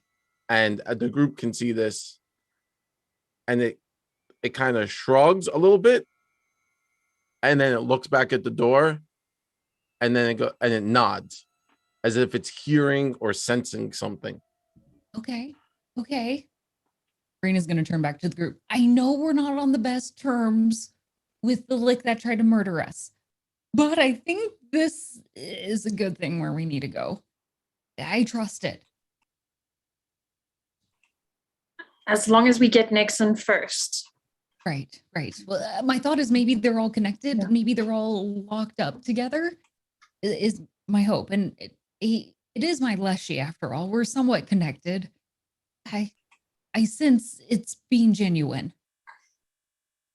Well, I don't know if we'd find Varl, but if they siphoned the soul, maybe his soul is here. Yes. He was also quite greedy, so yeah. And maybe if we get rid of everything, it'll also get rid of Varl once and for all, and then we will just have Daisy. Yes. For Yes. what that is. A happy smiley. Yes. This will be fine. Daisy. Right. So behind the wagon then, huh? Let's go. All right. So Rain is going to begin to move forward and kind of call out as she's going, Nexon, are you back here too? Malvol is going to stay by the front gate. His arms are like sort of almost folded like a pouting child. And, after like halfway getting down the courtyard, Kalodi just walks back and grabs him by the back of his shirt and just drags him. He's like, no, that thing is going to lead us to our death. I am not going to go here. If I'm going to die, it's not going to be in a dusty, moldy... And he's just whinging. He's just complaining. He's like, yeah, I know, boss. You'll be fine. Don't worry. Rain will protect Raina's gonna snap a little bit. Shh, quit. Just focus on holding your saggy boobs, okay? If that's what you want to talk about, hold on to that. But if you're talking this loudly and complaining and not adding any conversation, we won't be able to hear if Nexon is calling for us. So you better shut it. I'm going to take out Nyx during this time and be like, I'm just going to ignore them. And I'm going to be like, is it here? Because I assume Nyx is very tired. So I'm going to Yes. like a metal detector, see like if it's just like, because I'm tired. You could see Nex is like as you kind of like move Nex back and forth, you could see that it's kind of pointing. Nex like stands up with one of its legs, right? Spidery legs, and is pointing at the door the little Daisy is moving towards or was nodding at. Nexon, you can hear them outside, and you can also see the creature slumped over asleep after having consumed a horse, and they are quite loud, and you're in your bird cage. Right. I'm going to very quickly pull out a string and snap it to cast message, like I'm holding it up like you would like the string can thing, to Rain, and just be like, quiet, it's asleep, I'm in here. Oh, I got a message. And Rain just suddenly, like, even though she has to also lower her volume, for some reason she also feels like she has to lower herself, and she'll quickly squat down really quick. Shh. As if that will make her suddenly quieter. It will, She'll 100%. go, yeah, you know. So this massive moose becomes very tiny. We're close. Something's sleeping. I got a message. It's sleeping. Something's sleeping. It's maybe the scarecrow. Yeah, yes. Nyx says it's behind. They're behind the door that Daisy is taking us to. What time of night, day/night is it? It's early in the in nighttime. It's flat out nighttime. Yeah. Crap. Okay.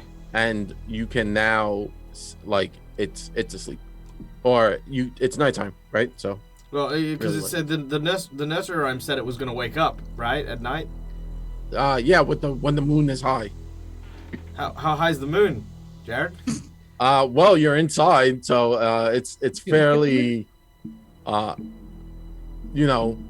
It might be time to wake up, or it might be time to sleep. Let's see how this goes. We Dang it. don't know. All right. Well, look, we've got to move, and if we do, we need to move now. Right. When we go in, if it's sleeping, I'll try to entangle it first while it's there, and then we can attack, just so it doesn't move or lash out or hurt anyone. Okay? Oh, okay. Okay. All right. So Rain will protect Rain while she does this. Rain's going to move in first towards that door, kind of confirming. She'll put her hand on that door, like confirm. Look back at Nick's, like this door. Nyx just kind of bobs up and down, which would be like a yes motion. Okay. You know, like it looks like it's doing push-ups. Ooh. Okay. And then Rain is going to very slowly, this time, and gently push the door open. Still crouching. Yeah. Being very small. Opening the door, it creaks, and then it gets stuck on something. So it's like a quarter of the way open, and you push a little bit more, and you're able to finally fully open it, and you're blasted.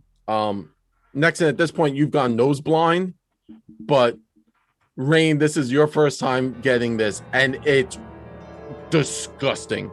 Like, you're like, oh my god, this is the worst smell I've ever smelled. And I smelled Cassandra after she dealt with a poop monster. And it's like overwhelming, and it now wafts out into the group. You peek around the corner, and there are just bones scattered all over the floor, and hanging in the corner with the little light you have catching the rusty cage, and inside is Nexon just with her string, and in the darkness you just see a figure just sitting there, not breathing, without, if you didn't know, you would think it's just a lump of clothing, like a large pile of clothing, actually like a giant people-sized pile of clothing, but it's not moving. Okay, that's great. All right, let's stop this sucker. And Rain, seeing this people-sized thing of clothing, is going to assume that's the thing that we want to stop. Okay, just super quick here before you use your magic thing. Should we maybe try and get Rain out before or after we do this thing? Because Nexon? Yeah, Nexon. What'd I say? Yeah. No. I'm just worried the sound, if you step on any of the crunching bones, will wake it up. Oh, yeah. Okay, good call. All right, I'll wait. I'll be right here in the wings. Right. Okay. And I am going to cast Entangle. Don't worry, Nexon. We're here to save you. But we're gonna glue up this place before... Oh, yeah. Shh. Yeah, you're right. Shh. So it's successful, right? So you succeed in entangling. Oh. So you gesture to the ground beneath you, and with a burst of sudden activity, weeds and vines sprout forth, the roots winding their way towards your target, snaking up their limbs and overtaking them with ease. Good. And just kind of, I'm guiding them to gently, like, begin to wrap and entangle over.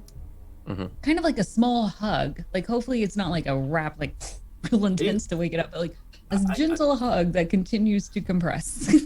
Are you trying to swaddle the giant horse-eating monster?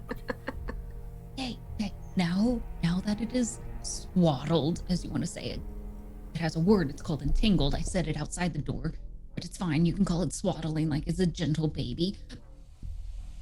Now, if you want to go and try to unlatch it and pull Nexon out, you can. Just minimize the talking. While they're talking to each other, because I don't really necessarily want people to know that I can bind undead. I'm going to cast bind undead on. I don't imagine that I could do it on the whole thing, but I'm going to like do it on one of its arms, so that like I control one of its arms. Quit hitting yourself. Quit hitting yourself. Quit hitting yourself. Why are you hitting yourself? Yeah, I'm gonna try to do that. Okay, but unfortunately, my fantasy ground doesn't have all the details for that. That's but it's range is 30 feet. Target is one mindless undead creature. I imagine the flesh it's made out of is mindless and undead. Yes. So, yeah. Yep, make it happen. Okay. It doesn't say I need to do a roll or anything. I probably need to make a save, but I'm going to assume it fails against your save. I'll make a will save, I guess. Right? Because that sounds like the most let me see. Just double check. Because what are you doing? You're just trying to take an arm? Yeah, I'm trying to take it over, and then it will gain the minion trait. The arm. The arm is the arm. minion. Yeah. Got just it. the arm. Not a problem. Okay. Oh, go on. Oh no, go ahead. I was gonna say something. Because I can't see that happening. So Collodi will start to move very carefully towards the cage, and what he does is he places one of his hands like at the forearm between the bars. What are the bars made of? Just like rusty metal. Okay, cool. I'm gonna kind of interlock my forearm into the bar, and as it does so, Collodi's gonna stretch his other arm out and just start doing this, and just sort of have his wrist start stretching outwards a little bit more as it starts to push and just widen the gap a little. I want to try and widen it enough so that Nexon can go through without what's the word? Without breaking the cage and making a lot of noise. Okay. Yes. So as you do that, make a crafting check because you're doing it with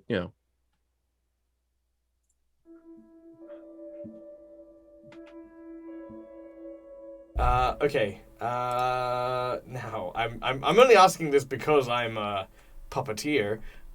Do I use Malvola's crafting or Collodi's crafting? Marvolos. Okay. Thank God. Okay, here we go. 24. All right. So it starts to open very easily for you because it is rusted and you're doing it quietly. So basically, you're doing it super quietly and making sure it's not hurt. So that's kind of the reason why you went around it the way you did. Yep. I definitely just want to try and not make any noise.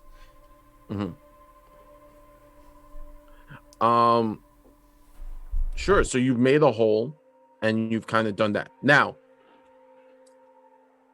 as all of that is happening, Nexon, I need you to make a perception check.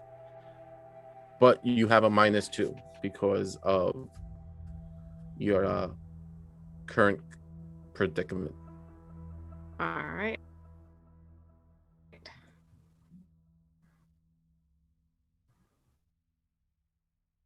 So that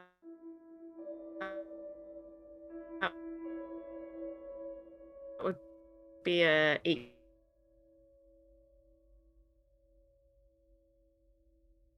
18. Do all this, and Nexon, you're kind of keeping an eye on everything, right? And now you could see Nyx, right? Like you're like, yeah, Nyx. And then peeking out from around Cassandra, and at the very last second, Rain, you realize Daisy has moved forward up to this golem. Oh no, Daisy. and Daisy reaches out and touches the golem, and the golem's eyes burst open, and the golem normally, right? So when Nexon and Cassandra, you saw the golem, right? It didn't look like this. The creature, the eyes just turned green with eldritch energy, and they are leaking, and the face changes to that face of Vorel, the necromancer, and Daisy starts to shake and falls to the floor limp, and you now see it looks like a spiritual tentacle is coming out of Daisy and dives into the body of this golem, and then the golem stands up and it rocks on its feet, and it turns and gazes at the group, and it just says one word: thank you. Everyone roll initiative. Is this our boss meter hitting? Like a massive Leshy? This is the combination of a intelligent golem with magic abilities, as the boss meter is hitting at this moment. Oh man! All right. So again, thank you so much to all the donations, guys. I just want to take a quick second to say the boss meter, which you can see just below Nexon, was filled earlier on today, and what that means is that every donation that comes into the Dead Aussie Gamer goes towards that bar, and once it hits, we get an epic encounter, and this is now the golem, the scarecrow golem, infused with a lich, whom we have had very, very bad dealings with. I'd just want to take a moment to say Malvolo said, I told you, I told you so. I told you! Sorry. Thought it would be fun. All right. But Pixie, thank you to Pixie, has just given us all group inspiration. So group inspiration works a little bit different at Hero Points. Group inspiration means that for this game and this game only, anyone can claim a reroll on a check that they have made. So that is how the channel point inspiration works. So thank you to Pixie. So everyone has one of these. All right. Yeah. Sorry. As I realize he's awake, I'm like, I pick his right hand. I'm gonna shout, "Don't hit the right hand!" Because if you hit my minion, it stops being my minion. Okay. And only the hand is my minion. I'll explain later. Don't hit the right hand. Okay. Yeah, so let's roll in. Let's see what we get. Let me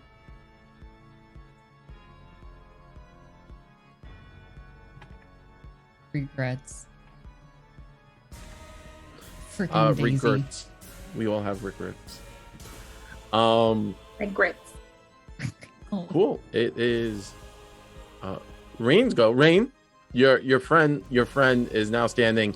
Your Leshy is on the floor, no longer moving, as it seems that the spirit of this Vorel has jumped bodies. Oh, great. How could you? How could you? I am just scared, frightened, and it's dark in here, so I'm going to attack with fire. Not getting closer though, so I produce flame. Like, why would you do this? And so I will make a range. I thought we were friends. A ranged attack. I thought we were friends. I thought we were gonna get along, and instead you do this. Why would you do this to me?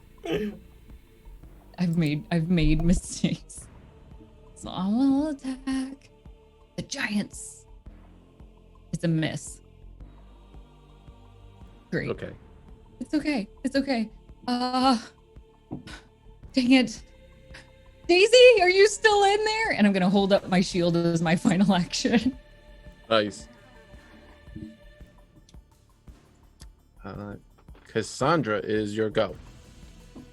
Okay, I'm going to tell my minion, because my minion can do 2 actions per turn, Mm-hmm. And I'm going to say, with its action, it must cover Voral's mouth in case he has any spells that need you to speak. So it's just gonna ruffle him with a hand. And that's what I'll command the hand to do. And then I am going to try casting Disrupt Undead. So it needs to make a Fortitude DC 23. Critical success. Lame. And then I'm going to cast Guidance on Nixon to get her out the gate. And in my turn, and I'm just gonna say, do not mess with the hand, it's helping us. And I'm like, yeah, and then just tell it, keep it muffled.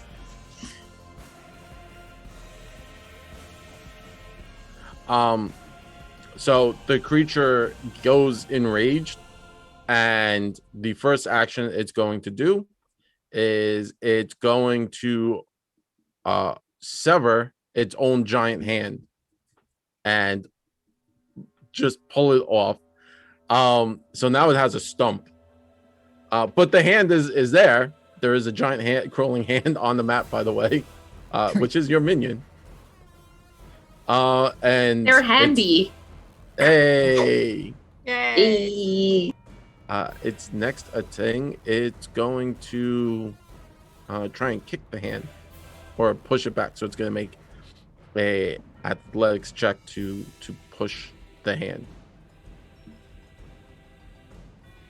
It made it 24. I'm going to see as the giant hand is friendly. It will beat its reflex, which is a 22. So it does push it back 10 feet. And then Giant Scarecrow is entangled. So it's going to have to waste another action to become unentangled. Good. Please. This is the proper way to deal with this. I believe with entangled, I have to just beat a... Let me just double check it. But...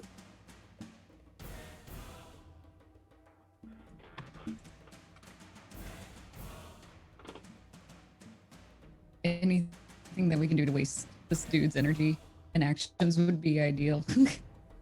Yeah. I want it to be able to do less than what it should be able to do. Yes. Just even And a if it little bit. needs two hands to attack, Yes. that would be great. That would be great. Got it. Oh man, this is terrible. It takes a minus 10 to its penalty. And it's also immobilized. So it can't even move one round, and it has to escape DC versus Rain's DC, which is fairly high. You guys are all casters. So that's not a good thing for me. I mean, it's a great thing for you, but not for me. I believe it's your DC is 26 or 20. Nope, I apologize, is 25. 24? 22. 22. There you go. All right. I need to just beat it. So let's roll. You don't have to. I don't.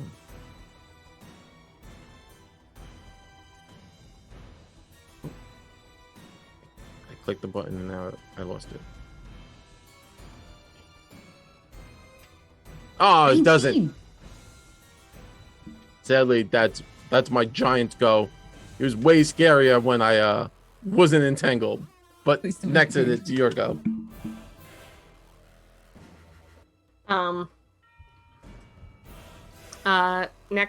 Is Nexon out of the cage Yes. yet? Okay. I'm first going to look over it, tie a knot in one of my charms, and say, "Oh, bless your heart," and I will cast Phantom Pain on it. See if it worked. Haha! It's a failure. So,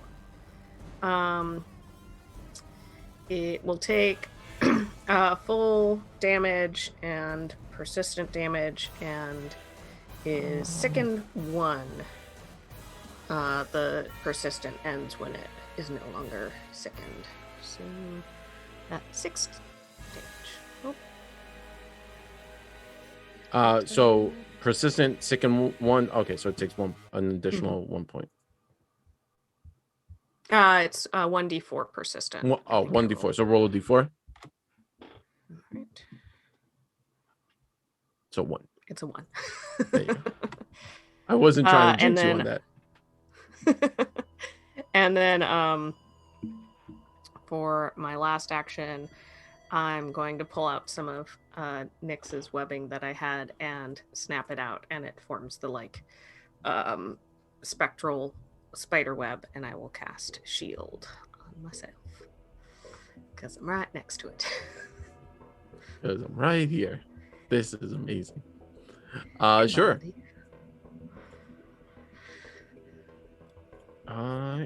Cool.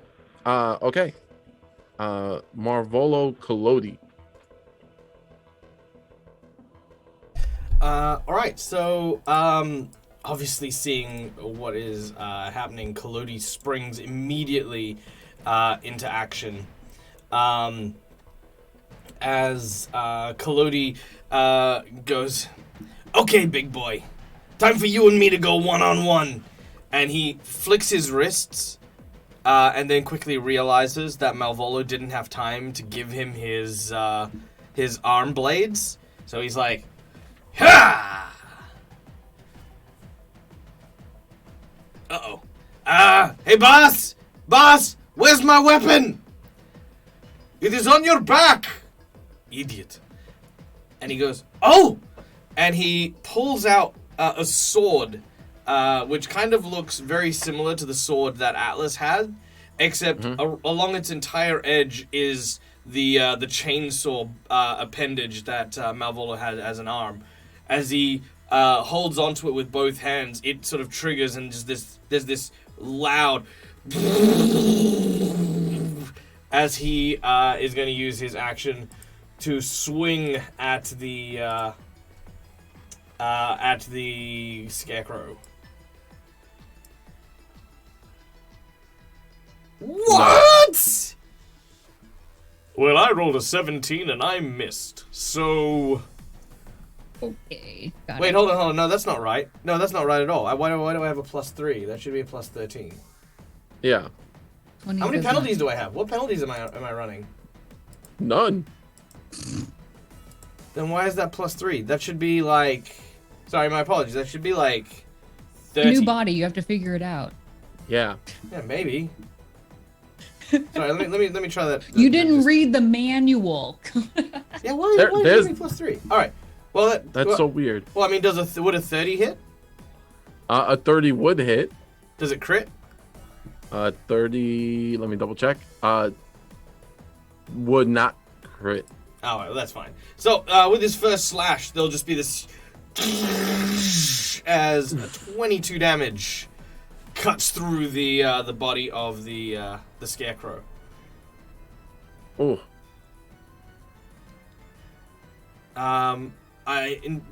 With my second action, I'm gonna reposition Nexon out of the cage if possible. Sure. And just sort of interpose myself. Yeah, just basically interpose myself between the scarecrow and the rest of the group. Cool. So Malvolo using his action, first action to command Collodi, of course. His following action, he is going to move. He has an idea. Malvolo is going to start to dismantle the wheels of the cart using a craft check. He's going to start just sort of pulling out the wedge, removing the pin, sort of shimmying the wheel off, and then as the axle goes down, kind of trying to go and do the same thing. So yeah, he's using a craft check on the vehicle. Got it. 18. Okay, so the first wheel's giving you a lot, you're struggling on it.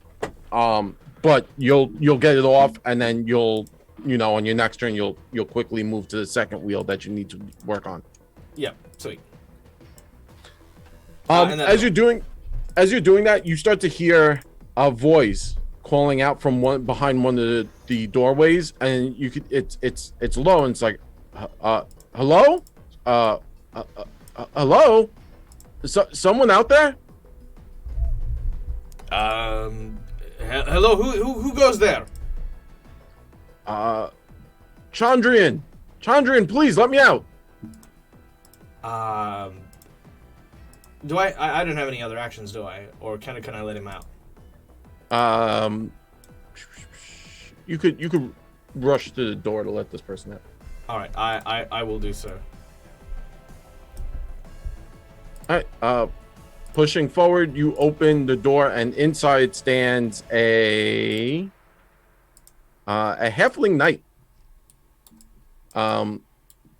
He was like jammed up in the rear room. This is actually a donation from Lilac Mage to add this person to come help. So a lot less, more bodies for damage. Share the pain.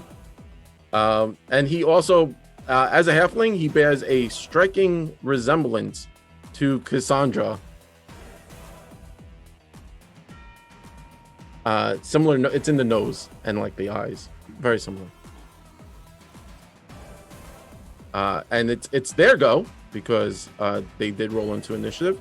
So pops out. Obviously, I'm not gonna put him on top of Marvolo.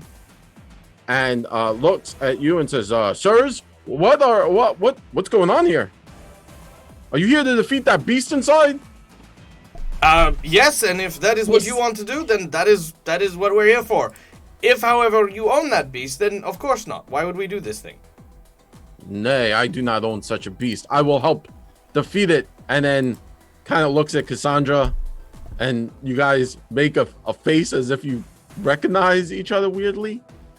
And then says, "Excuse me," and he's very polite as he makes his way into the room. So he's gonna move it. So every time he passes by someone, he politely excuses himself. He's like, "Excuse me, sorry, excuse me, sorry, excuse me." And then he finally gets into the room, and he says, "Oh, beastie, I shall defeat you." And he pulls up his his next action. So action number 2, raise shield, and last action, he's going to longsword said beastie, and that will miss. But it's okay. That's sorry. It is Rain's go. Oh man, we're all in this tiny room together. This is just terrible. I hate this. I'm going to choose to. I don't know. Can I move in here? There's like no space. I'll move in. I'm going to move in, and I'm going to attack. If you could find the space, yes. I'm going to find that space, and I'm going to try to draw his attention over here, so maybe everybody else can get out through the door if they want. It's okay. It's okay. Just focus on me. Come here, big guy.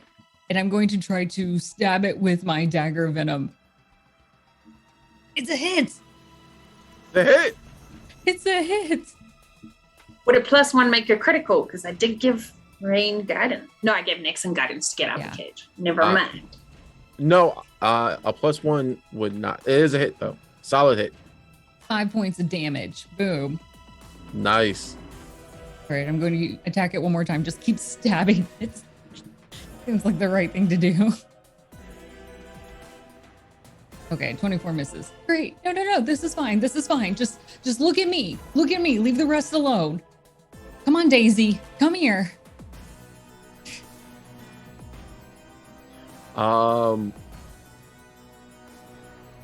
Sure. I can't believe I'm calling to this thing. All right. Okay, so you have Rain, that's your 2 actions. Cassandra, you're kind of in the doorway, you're outside with Marvolo, your hands inside crawling around. You see everyone's in there. What would you like to do? I'm going to lean in. I'm gonna poke my head in. I'm gonna look keep looking through the door, and I'm gonna shout to the hand, because the scarecrow's still entangled and down, right? The scarecrow is entangled. It's not down. It's standing currently.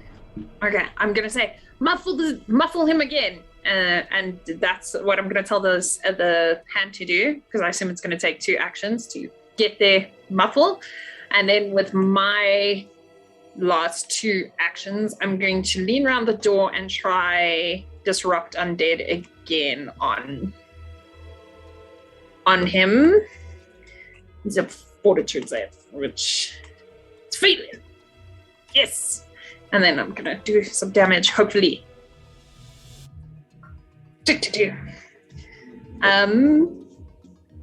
then I'm gonna do it again. And I'm gonna say, don't you hate it when liches overstay their welcome? And I'm on critical success, that's it.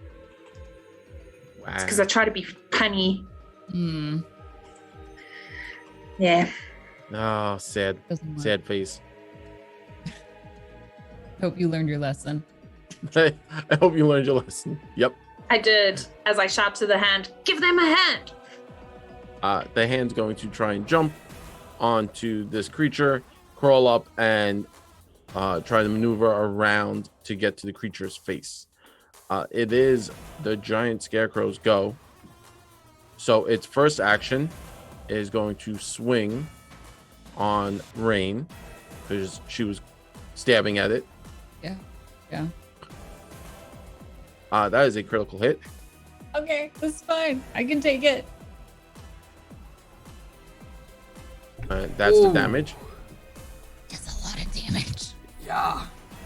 And of course, as always, with the critical hit come the critical cards. Oh, damn. All right. Becca, what would you Yep. like as your number between 1 to 5? One. Number 1. With this slam attack of bludgeoning. Oh! Okay. The large fist of the golem stretches forward as it collides with the front muzzle of the large Alceste druid. You just hear the muffled words, "My teeth!" You must succeed a DC 5 flat check in order to cast any spells with a verbal component until you have healed your broken jaw. Am I gonna need braces? Yes. Maybe. You Probably. just take out my teeth?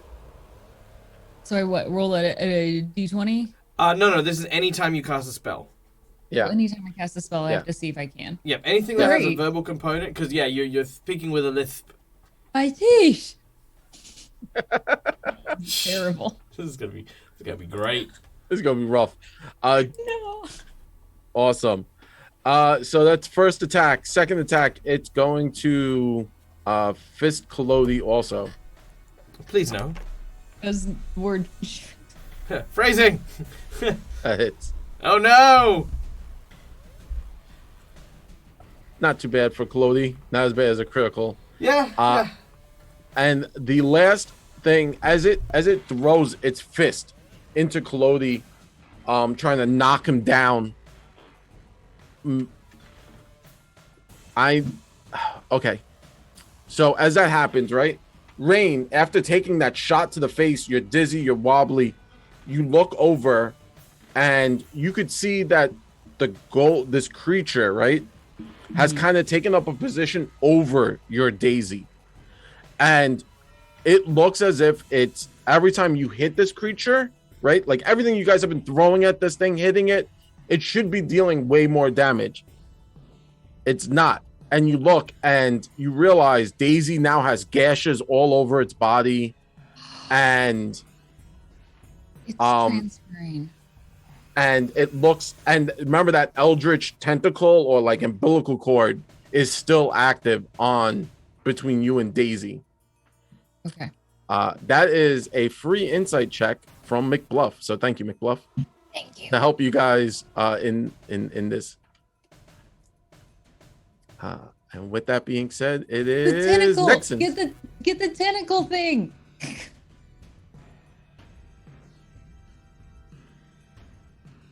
Next, and what would you like to do next? Can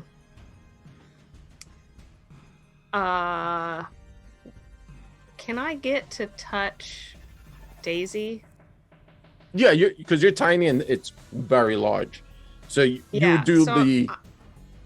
Yeah. Yeah, so hearing Rain say that, I'm going to pull out a charm and just kind of drop it down around Daisy's head. And I am going to try casting Restoration on Daisy to see if that... Okay. Oh, wait, hold on. That takes a minute. I misread that spell. It's okay. How about... Because I like where you're going with this. I'm not gonna fault you for this. So this is my fault as a GM. I can't see what abilities you guys have per the audience. So I'm gonna look. Okay, so you got 2 hero points and then that 20. If you give me both your hero points, you can make it happen. Yes, I will do that. There you go. So Nexon, as you reach down, you throw the charm on. And you're like, oh, I'm going to use this charm to funnel this purifying energy into Daisy. You do it. It's awesome. You feel the power. It severs. And as it severs, your remember that golden string you have comes out and wraps itself around Daisy, creating like a protective cocoon around Daisy and severing the bond. But here's the problem. You pulled the plug to the wild magic that was coming out of Daisy. And when magic doesn't have anywhere to go, or a spirit, as Cassandra knows, the spirit gets crazy and starts to shake and shimmy. Well, you guys love blowing things up, and towers don't last very long when my Runelords are here. As you quickly severed the connection, causing a sudden burst of energy. Please, everyone in the room, make a reflex save, except for you, Nexon, because you're kind of like right there, so it's gonna like arc out from you. And everyone in the room, make a reflex save, DC 25 reflex, or not to take Eldritch Lich energy. I would like to reroll. I will use one of mine. Not a problem. Please. 17 won't cut it. Poor giant hand. Giant hand's not gonna make it. Be better. I could have had it for a whole day. 33 for Kalodi. So, oh my god, these 23 joints are so clean. I love this body. And our new friend, who's come to aid the party, is going to make a quick reflex save. Come on. Oof. Oh. The Fantasy Ground Machine hates all players at this point. Rain, did you roll twice the same number? Yes, I did. I used my hero thing to roll the same outcome. That's fine. All right. At least I guess it didn't get worse, but it's not better. Yeah.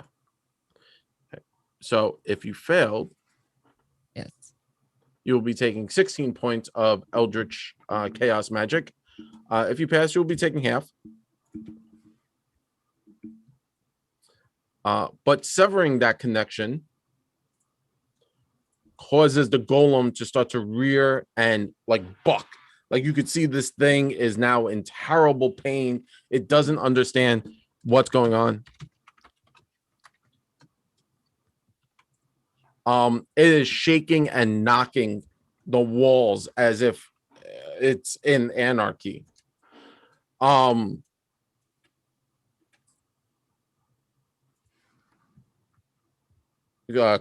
Marvola, what would you two like to do?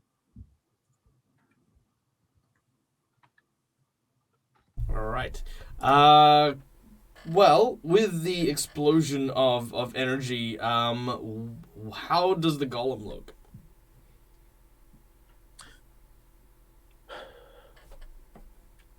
Okay, sorry. I just received more information. What? Because it's cool. Everything's cool. So the chat loves you guys. The chat loves you. So you should all like everyone should just be happy. The chat's on your team. Which is nice. It's not terrible. So the golem is now falling apart. Someone put in a little bit more donation, and the golem is without that energy, without that link, it's just chunking into pieces. But here's the weird part, and here's the plot twist.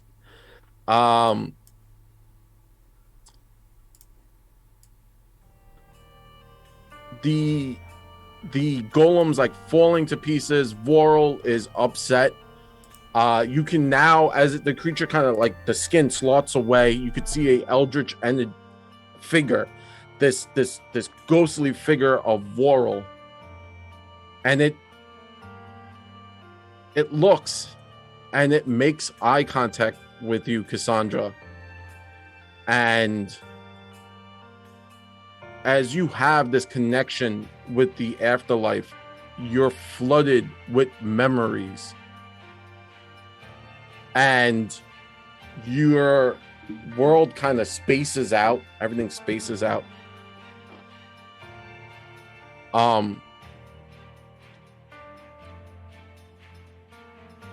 And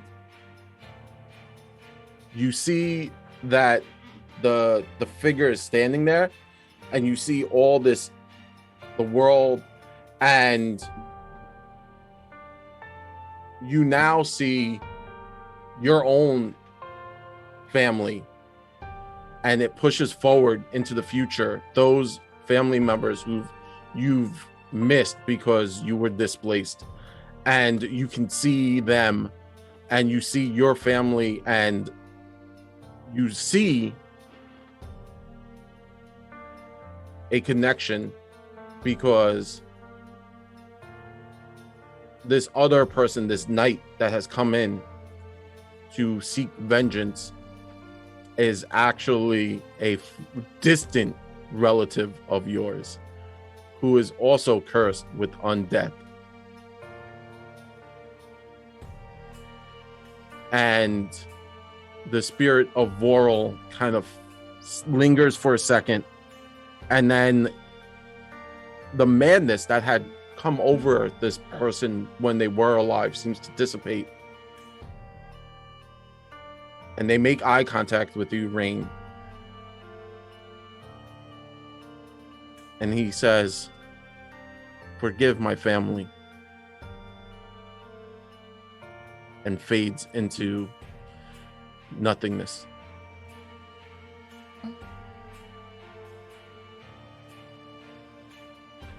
The bells start to toll at the top of the tower.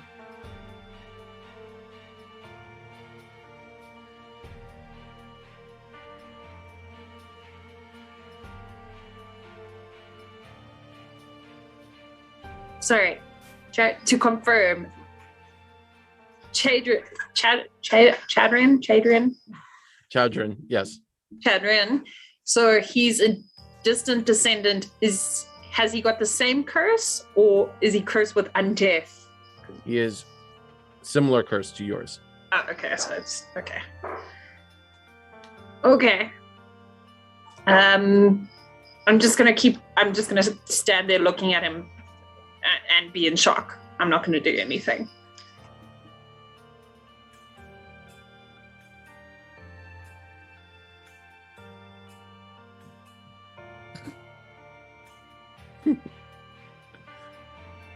Brain's just frozen in this space. Nex was just gonna kind of hand Rain Daisy. Thank you. Yeah, anytime. Collodi goes, "Yeah! We won, right? What?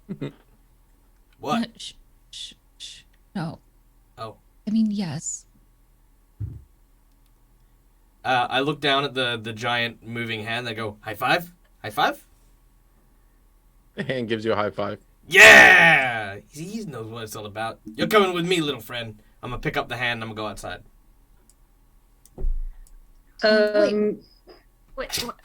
What? Aren't we trying to find Zanesha? Still? Because yeah. Oh gosh. Brain is starting to kind of piece everything back together again and pull herself together. Oh, okay. Right. Wait. First of all, yes. But most importantly, are you okay?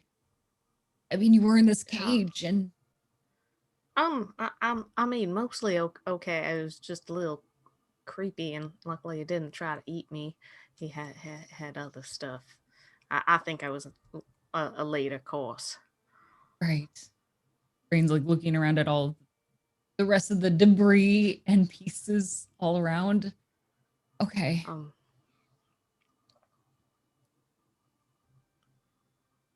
Rain, as you're looking, sorry.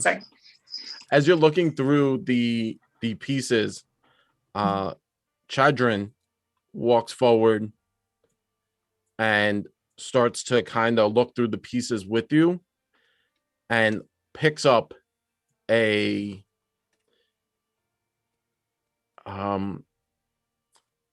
it looks kind of like a shoe, more or less a shoe. It's destroyed, and he kind of holds it and he clutches it to his chest. He says, "Father." And then he looks at you, Rain, and he says, What brought you to such a horrific place?" Well, we were looking for our friend because we noticed people were missing and disappearing in this space. So we've been trying to pursue this issue and try to stop whoever was doing this. And we've gotten ourselves in quite a pickle. Green is still holding on to Daisy, just kind of clutching it more so like you would see a small child clutching a teddy bear. Like it's a comfort now. Just kind of gently squeezing it.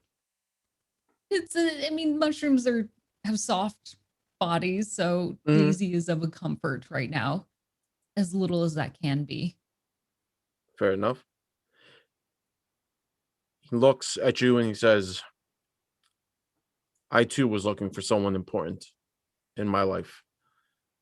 It looks as if the horror is gone and the bells continue to ring, but now getting louder. And he is now like yelling, or like now he's at a point where he's yelling over the bells. He says, that is very strange. What? I'm sorry. He looks and he's like, what is going on here? What are you trying to say? Can I even hear him over the bells? You also, can, should but I it's like still that. be talking with like my broken teeth? A little bit. It's lispy. He looks and he's like, oh. And then he kind of just points and he covers his ears. The bell. Maybe we should find out who's ringing those bells. Yeah. No. Green will rush out into this courtyard space and look up. As Rain rushes past, I'm going to shake awake, and then I'm going to point to Chadrian, and I'm going to be like gesturing, "You come with us, like come with us." And he looks at you and he nods, and then he's like, he holds the shoe, and then he kind of like pushes it into a bag onto his side, and he lifts up his large shield and he moves towards you.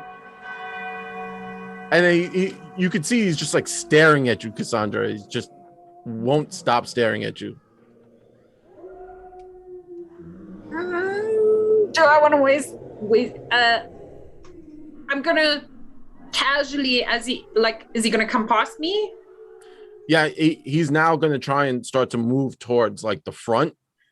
And he's kind of he's following Rain. Like as Rain is like kind of moving forward towards the staircase, he's following her. And then you could see every so often he kind of glances back at you. Like there's something strange. Okay, yeah. I was thinking like as he comes past, I was gonna reach up my hand and like, I don't know, use spirit sense to be like, simpatico, we are one. But then I was like, no, shame, let's not overburden this poor dude. So I was like, oh no, I'm not gonna do that. And then I'm just gonna follow him. Awesome. Yeah, moving forward, you guys start to take to the stairs, heading upwards. Malvolo looks over at Nexon and says, "Does that guy remind you of someone? I can't put my finger on it." A little.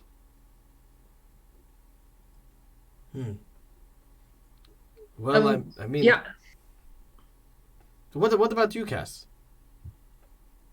If we're at the back, I'm gonna turn to them and like with crazy eyes, I'm gonna grab the two of them and I'm gonna say, "He's my after ancestor. I have family." Like You crazy, mean your like descendant. Yeah. and then I'm just gonna be like, and then I'm gonna go back up the stairs, like I'm gonna protect this dude. This is my family. Well, I guess that explains it. Do we congratulate her? Do we buy a pineapple or something?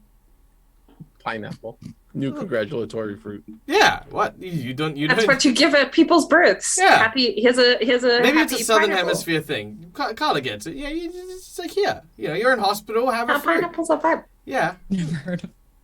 I guess it's easier to carry than a watermelon. Yes, it is. There was a dark time in my life where I had to figure out how far I could travel with a watermelon.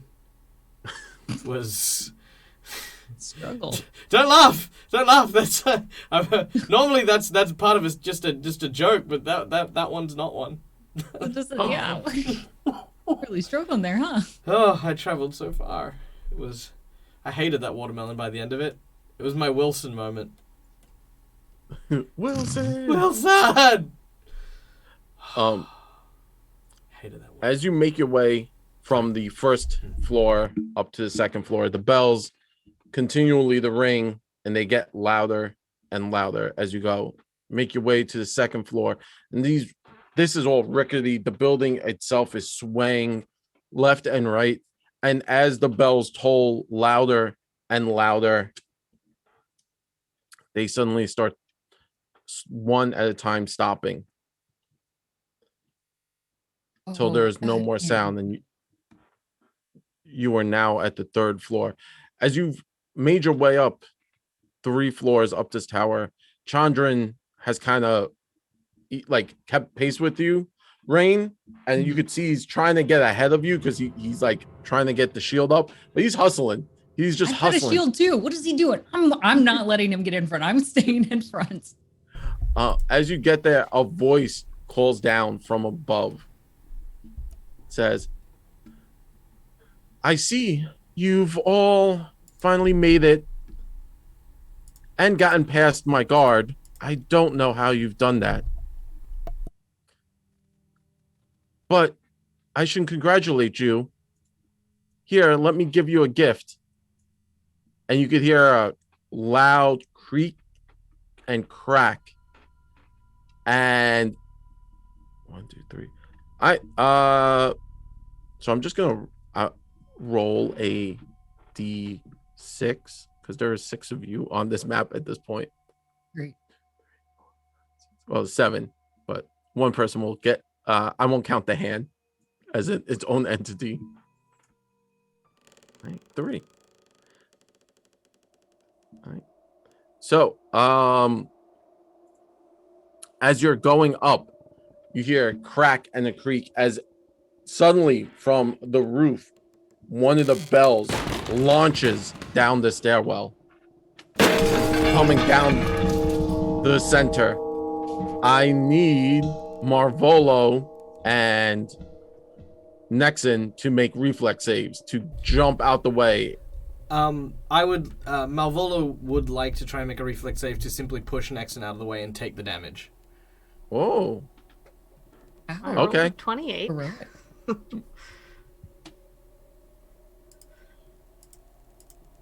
I might fail. Can I try and pull him with me? 26.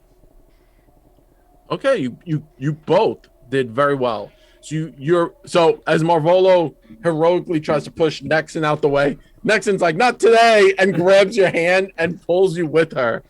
The bell whizzes past, taking out half their stairwell, just ripping it to shreds, and hits the floor and rolls. And as you look over, looking down, you notice that on the bell, you know how like there would be like markings for like different religious organization. There's a 7-pointed star. Is it like is it like supposed to be there, or was it like Oh, carved it looks in like there? it's been carved in. Oh, okay. Whoever and you then- are, stop this madness. We have more in common than you think. We only want to talk. You've been talking to a lot of my friends, and you've made a big problem for me. Well, I'm gonna make big problems for you. And then you could hear a soaring sound as she's trying to cut. The female voice is trying. You're clearly assuming is gonna cut something else. So, are you guys gonna keep rushing up, or Yeah, we Jump need the to hole. we need Yeah. to move. Yeah. Can Rushing up. Kalodi? Sorry, because this is a very old and rickety place. Can Malvolo like take the lead here? And as we go up, I just want to make an engineering check in terms of like just being able to assess the structure of every step as we go. And with my quick repair, I want to basically run and just be like, if you've ever watched One Piece, there's a scene in One Piece where Frankie is like running up to go punch someone and he's building a staircase as he's climbing it. I kind of want to do that as we're running up, and I'm just like like building the staircase and making it more stable as we in the group are rushing up. sure? It sounds like a Fortnite thing. I'm not gonna lie. I've never It's played very- Fortnite, but that's what it sounds like. Very Fortnite-y. Sure, you could do that. Please make a craft check. Nexon? Yeah, Nexon, I'm going to kind of lean over the railing to kind of look up, and I will use my grappling bolt to like shoot that up to the ceiling, and then like I don't know if it like pulls me up with it or if I then climb up, but kind of the like shortcut. Shortcut. So as Marvolo starts to like quickly start to craft, Nexon just pulls out her grappling bolt, fires it up. It hits one of the rafters, and there's a yelp as it came kind of. You're assuming came kind of close to the figure, and you start to hand over fist. You're like, I'm done with this. Like everything's got to go. It's a wholesale at Nexon's, and everything's got to go. And Nexon just starts to go up the rope. So, you can Nexon, you See can y'all keep up there. climbing. Yeah. And Marvolo, you can keep making stairs. It just depends on which way you guys want to go. So there's a rope and stairs. Who wants to do what? I'll keep with the stairs. Okay. I'll also stick with the stairs, but I'm gonna start taking out the Reaper's lantern and get Iron Brian. I'm like, well, we brought you here. I said I would. Hey. Here you go. All right. No, Malvolo is going to say, I'm limiting myself to my own, to the understandings of this tower, and I'm going to do the Fortnite thing, and I'm going to build the staircase up and around the rope that was made by Nexon. So I'm sort of making a spiral staircase. Awesome. So the combination, you guys are all either taking the stairs Marvolo is creating, or following with Nexon, which is now a combination thing. Wow, that is really high, Marvolo. Great check. Can we fix it? Yes, we can. Wait. Yeah. As you guys go, Gale, the little knight, Cassandra's relative, kind of hoisters the shield, and as everyone's going, stops, says a quick prayer, and light starts to glow from his body. And he casts guidance on Nexon and Marvolo because he can. Yay! Oh, guidance suddenly gives Malvolo an idea. Instead of building a staircase, I'm going to use the rope and make an elevator. A pulley elevator system. No, yeah, I'm, sure. I'm going to call it a lilac cage. A lilac. A lilac cage. cage. There you go. Lilac cage. Lilac cage. Yeah. So, with the guidance, you're able to do that.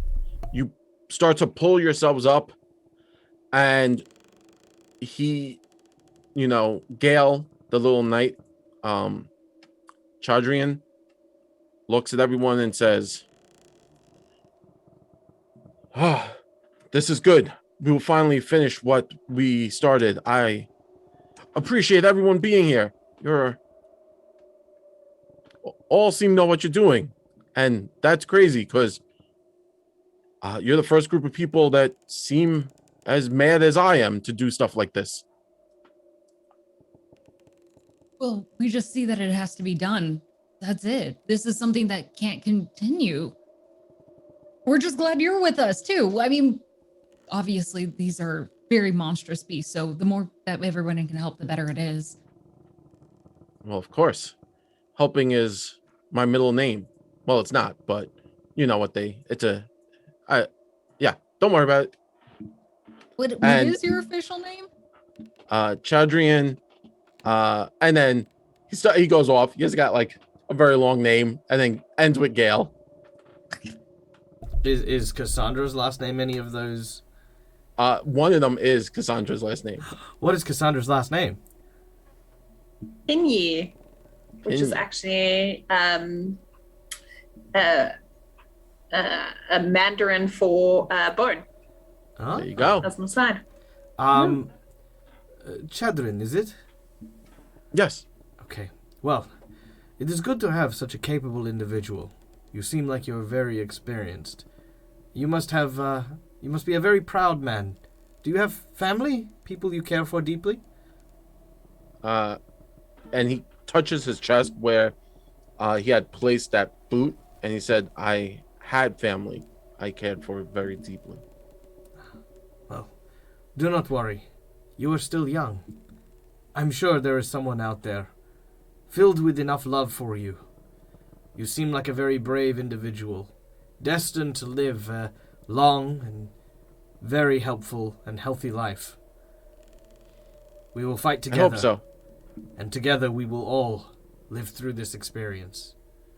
Whoever is responsible for that creature downstairs, for the murders that have driven us to Magnamar, we shall find this person here, and we will put a stop to their evil machinations once and for all. With that, he touches his chest again, and a wave of energy pulses out. And one moment. Everyone receives 3d8 worth of healing, as he has casted the heal spell. Ooh. So 17 hit points. If you were down, you now get 17 hit points. Sweet.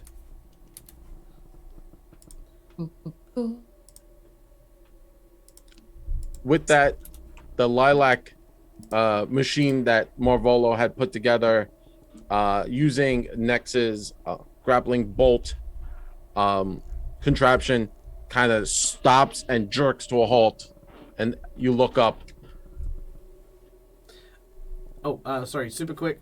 Just mechanically, I'm also going to use a medicine check to heal Rain and Nexon specifically.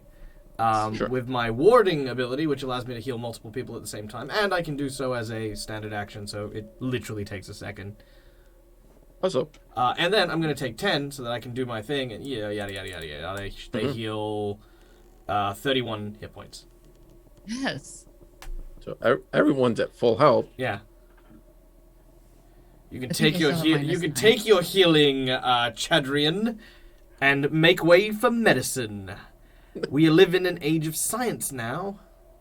Clearly, science is the way to go. Yeah,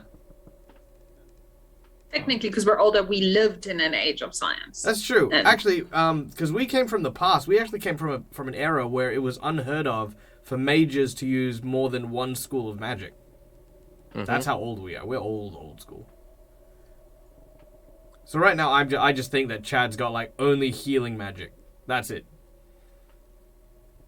Makes sense. As you kind of rock back and forth, you feel you're at the top of that bell tower. A voice calls out, says, "Oh, interesting. I now see why my friends had such problems dealing with you. It's fine. Please come see me and let's deal with each other." Is there any way this can end nicely? Of course, there's always a way to end nicely. You could sign a contract with us. Right. Well, we'll get up there. We'll negotiate. Mm-hmm. Uh-huh. Ooh. She's gonna look at the rest. I don't know what to negotiate. Does anybody have any ideas? I think she's negotiating out deaths. Oh, never mind then. I think, and then I'm gonna whip out eyebrow. I think it's time for some of us to learn the truth, and then I'm gonna go forward, holding out Ironbriar and the Spirit Lantern. As you make your way off of this new contraption, the group kind of slowly proceeds onto the final staircase that leads you to the roof. Opening up, the smoky, filthy rooftops of the underbridge sprawl below this dizzying perch. The roof supports an onyx statue of an angel, towering like a god. Her weathered features are caked with grime, making her seem almost demonic. At the far end of the hollow space under the roof, in the angel shadow, is a nest of cushions, silk sheets, and a line of several small chests. Now sitting there, a snake-like form suddenly stands erect from its coil, its eyes gleaming with baleful intellect, tempered by an ironclad sense of duty. Skilled, it pulls out its two sabers. A wicked smile crosses its face, showing you all of its sharp teeth.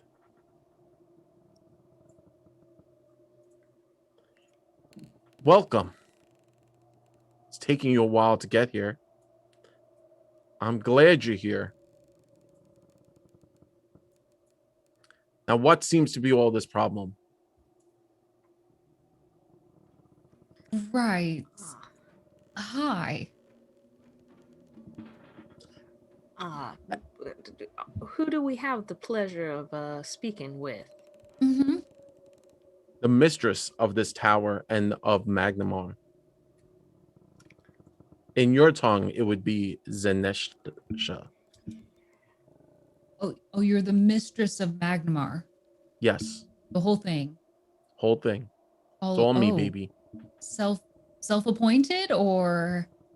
No, I have many contracts. People giving me everything they have. Oh, well, you seem like a real delight to me. Thank you for gracing us with your presence. If you wanted to come see me, you should have just called. I would have been more than happy. About that, it was a little hard. We had to track you through some unconventional means to somehow get a hold of you. Turns out we didn't have a mailing address. I see you've cost me much in my plans. Oh, I'm sorry. Have we voided a few of your contracts? A few, but it's okay. I could always make more. There are always people out there with such a zest for goods and power, and that's what I provide. Right. Curious, how do you provide these things? I mean, you're a very fascinating and capable individual. Where did you acquire these skills? Well, myself and my sister were Your sister. hired on, and we, with our natural capabilities, we rose to the top of the ranks. And well, now I'm here in these Hodrum lands. And well, a woman's got to do something to keep her mind occupied. Right, right, of course. As your sister, is she here as well? No, she No. chose a different path. Oh, she did. Yeah. Okay. Does your sister doesn't happen to be a Nualia? No, Nualia. Oh my goodness, I haven't heard that name in ages. No, sadly, no. Nualia was not mine. She was a protege. How do you know her? Were you the ones with all that commotion? I mean, we had Oh. a run-in with her a little while back. I don't know if you'd necessarily call it a commotion. Well, she was such a young thing, a hothead. Couldn't really teach her the ways of grace like myself. Mm. I'm going to keep Ironbriar behind my back, Mhm. and then I'm going to say, so have you tried to teach anyone else in these lands, a confidant, someone you would call special to you? Well, there was that fool Ironbriar. He gave me everything. Being a justice of the Magnamar, he let my minions do as they needed. And they collected so many souls for me. It was wonderful. Then there was all that trouble at the lumber yard, the lumber mill that I believe it was, if you're here, you were the ones who destroyed it, correct? Such a mess. It was quite terrible, but it's fine. I'll find there's always another fool out there who thinks he used to write me such stupid letters, so much poetry. Poetry is for idiots, personally. Just say whatever's on your mind. And then I'm going to say, I'm sure he might have some things to say, and then I'm going to bring the lantern out, and then can I release his spirit to be like, be free, go have at it? Sure. As you start to release, I need everyone in this room to please make a will save. Oh, cool.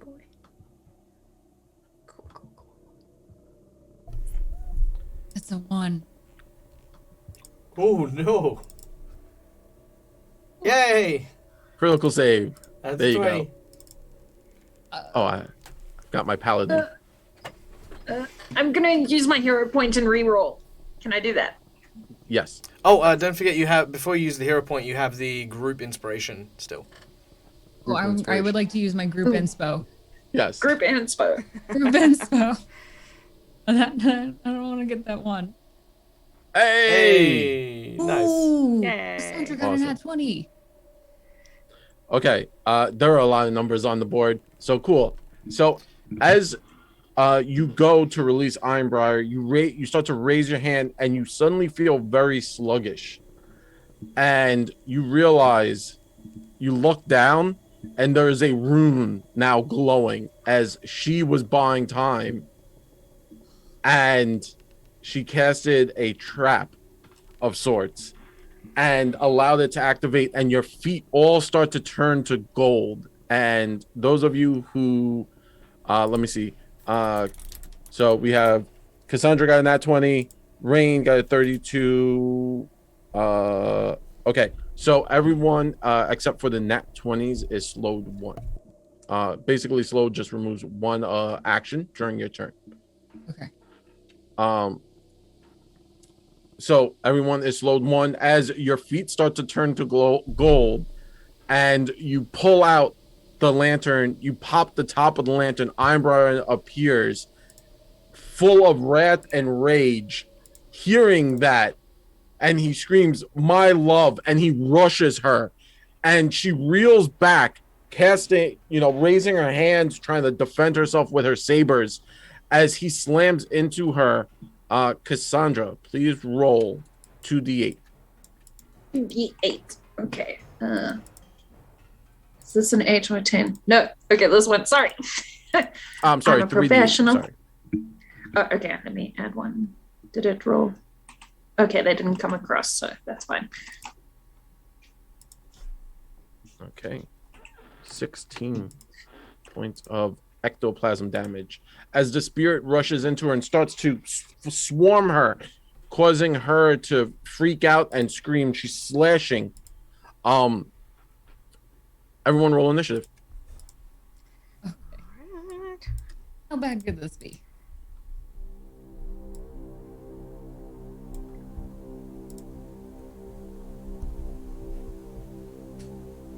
Oh, I'm not paying attention. Oof. I'm gonna use my my reroll on that one. Good plan. Yeah, much better.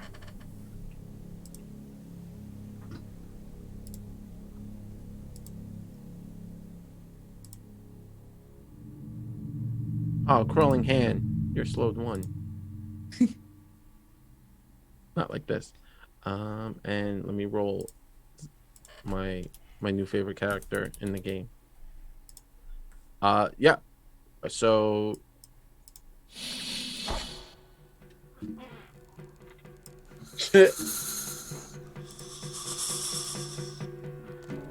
she rattles her tail as she starts the initiative. Shaking her tail, she kind of ducks around underneath Ironbriar, and she rears up with one of her sabers and strikes into Ironbriar. And she says something in an ancient language, and Ironbriar condenses and shrinks into a nugget of gold with his face on it and drops to the floor. And that's her turn. Cassandra, it's your go. I'm going to okay. Sorry. Let me just check how many. I'm going to use a skill I have which allows me to cast touch at a 30-foot range. Am I in 30 feet? Yeah. 10. And then I'm going to cast vampiric touch. So she needs to make a fortitude save of 23. All right, cool. Which I reckon she probably will. But 26. Oh, she almost failed. lame. And then I'm just gonna keep calling. As I do it, I'm going to try and draw her attention because I don't want her to attack Chadrin. So I'm going to say, all those souls that you've destroyed, they're going to come back and haunt you, and I'll make sure of it. Ooh. Marvolo Collodi combination. All right, so with my first action, once again, I'm going to say, "Go, Collodi!" Now, Collodi is slowed, so instead of the normal 2 actions that he can take in a round, Collodi can only take 1. As he does so, actually, how does that work if my body is gold, but it's still a mechanical body? I mean, wouldn't that just lower my AC rather than make me slowed? Depends if gold is a harder material than what you were made out of. The gold is typically pretty soft. Yeah, gold is Softer, super soft, yeah. So. Yeah, we'll just lower the AC. Yeah! I'm gonna move and hit you. Although that probably is a bad idea, but, Yeah. Alright, so, revving once again, Collodi's puppet chainsaw arm. He is gonna make a single strike. And miss! Damn. Yep, I'm gonna whiff on that one.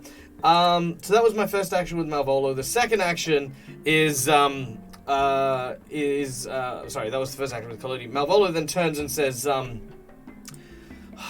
we need to get rid of this effect, whatever it is.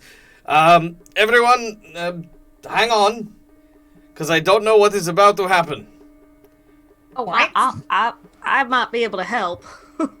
I'm gonna click on the explodey collodi, but I already know that the structure itself is very precarious, so I'm kind of like, okay, here we go. Let's see what happens. As I'm gonna detonate collodi, and requires a reflex save from Zanesha. Sure. Yeah. Damn. All right. So she'll have the damage, which is 2d6 points of damage. Nice. So she takes 3 points of fire damage. Is she affected by it? Fire? Yeah. No, she doesn't have anything that would make you think fire bad. Now the important bit here is, does it damage the floor that she's standing on? The fire, as it touches the rune kind of wards it. Ooh. Oh, that is fascinating. I need to get my hands on that. But that is all I can do. It takes me 2 actions to explode Kalodi. Awesome. Rain. Oh gosh. Why did it have to come to this? I'm going to cast lightning bolt at her. Ooh. Pavola says, because of all the murdered people. That is why. The murdered people.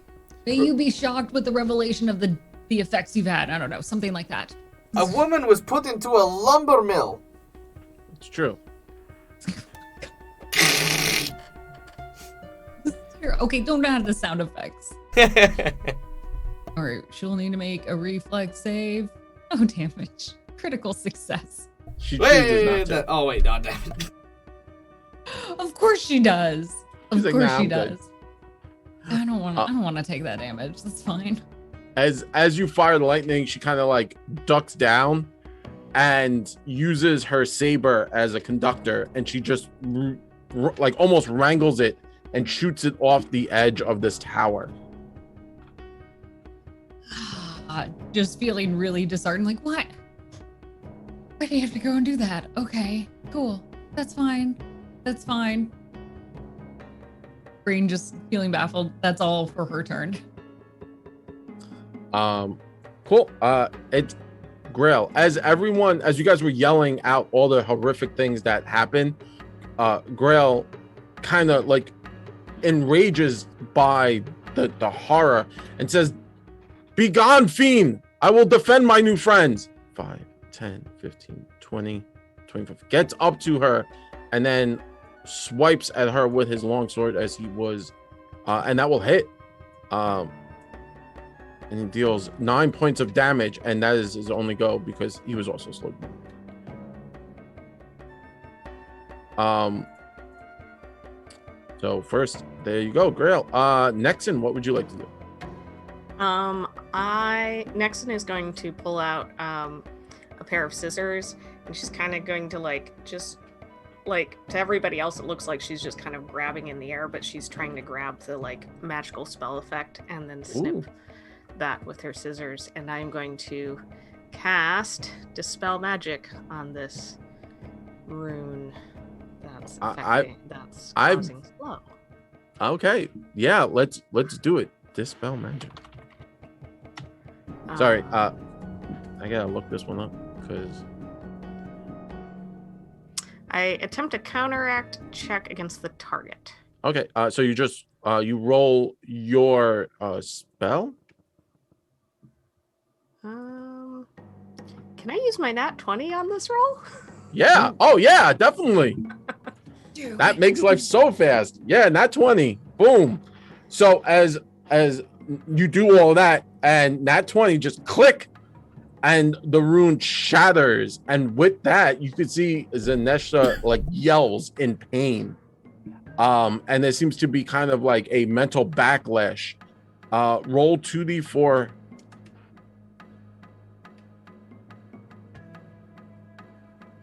Six points of damage, as there seems to be some kind of mental backlash, but the slow effect is now off the field as everyone's feet that were turning gold sadly revert back to normal. Yay. And I'm with my last action, I'm just going to pull out a needle and prick my finger, and I will cast Needle of Vengeance on her. Oh, she critically failed, double damage. All right. So I will name Cassandra as the target for this. Awesome. So it'll be 8 mental damage, or 16 mental. Nice. Every time she attacks. Also, super Or quick, takes a hostile. thanks to Lilac Mage, Nexon, you now have acquired yet another reroll for the game. Oh, Thank you. Zanesha goes, I'm going to. Oh, sorry. She with the critical failure, does that mean that Nexon technically made a critical hit with a spell? Yes. Yeah. So that gives her a card to draw from. So Nexon, give us a number between 1 and 5, would you, if you'd please. 4. 1, 2, 3, and allergic reaction. So as your hex begins to affect and sort of wreathe around her, that needle of vengeance suddenly starts to welt and spread, creating this myriad of purple-hued rashes over her body as she is poisoned by said spell. She takes 1d8 poison damage in addition. Okay, roll a d8, Nexon. All right. 8. 3. Nice. All right. Also, really quick, we do have some more love from chat here. We have yet another group inspiration redeemed by Laura Bones. And Rain, you have been redeemed a reroll from Biggie Paw. Yes. Wow. The Party loves you guys. I Yeah. appreciate this. Save my moose butt. This is bad. All right. So it's my friend's go. So she is going to use a dervish strike. Can make a scimitar attack against each enemy within range, and it counts to their multiple attack. But it doesn't count till the very end, and it's 3 actions, and it technically I have to make an attack on each character. So I'm going to use my nat 20 on Kalodi to critically hit him on my first attack. Why? Why are you like this? All right, go on.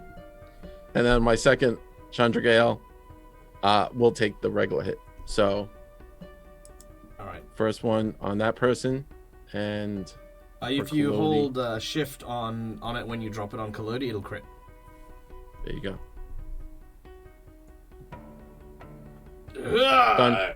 And you get a card for it.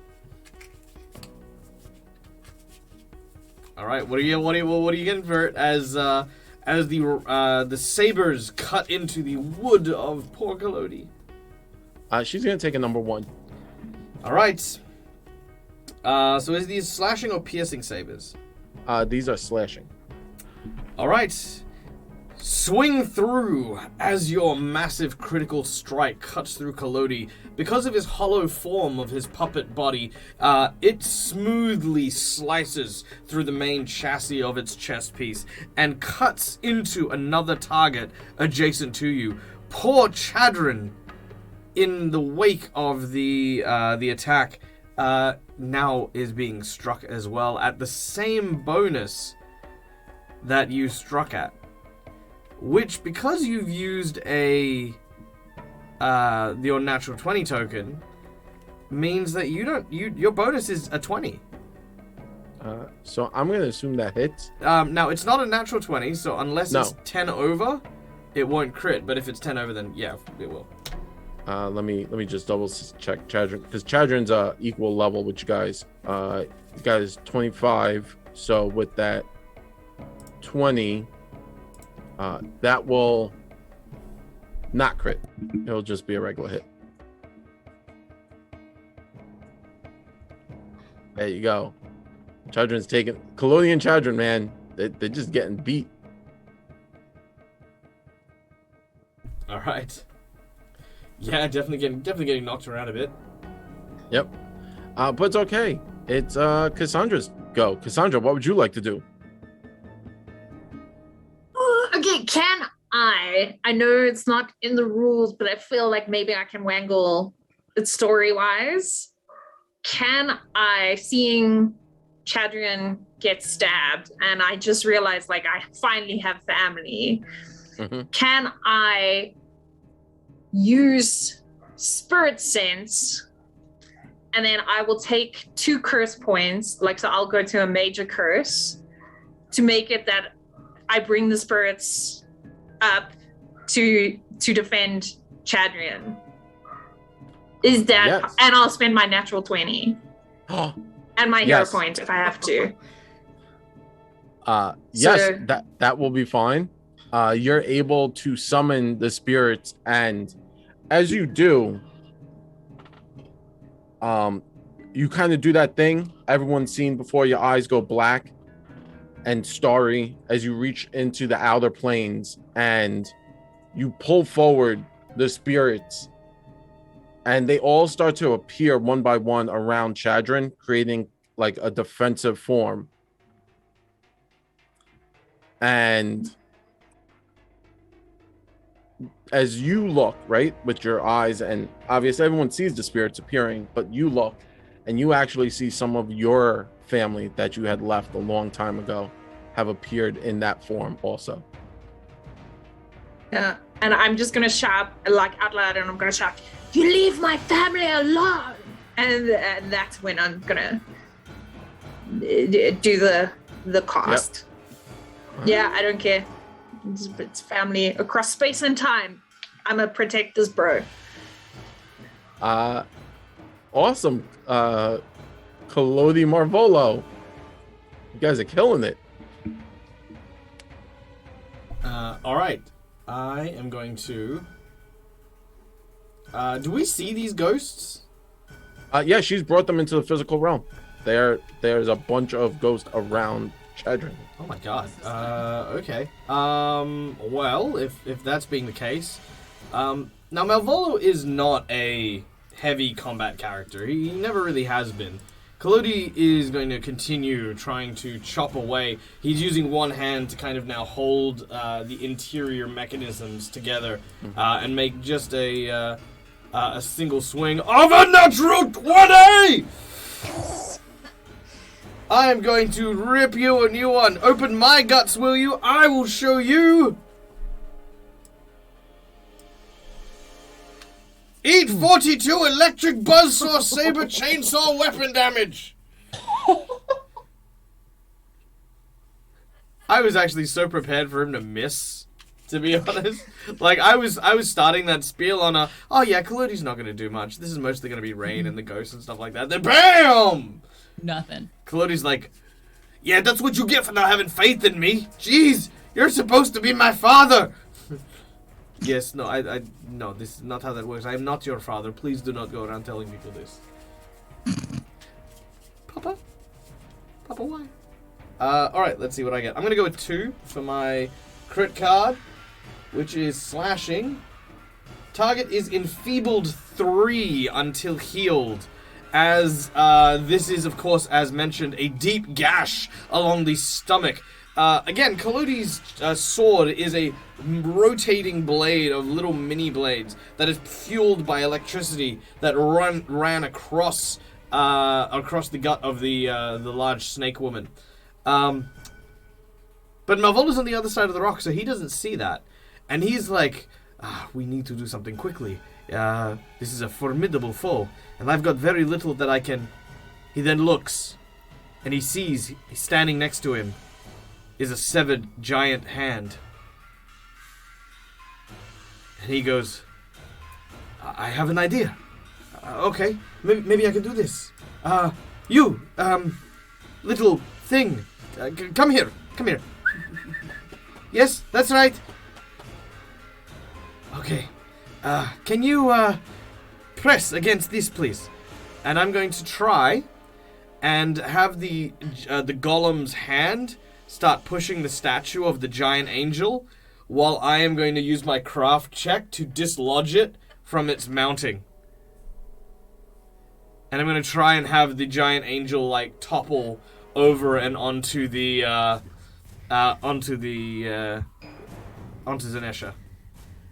Okay. Crush her. All right. Make a craft check because you're like you're pushing. All right, here we go. 34. Ooh. Okay. It starts to fall and lands. This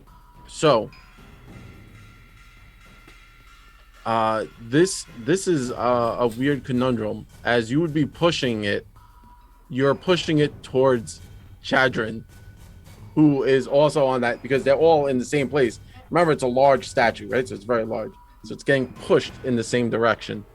Chadrin kind of lifts his shield, and the spirits that Cassandra summoned all kind of come around him and hold the statue over him and tilt it towards Zanesha. Yay! I was like, don't block it! Run!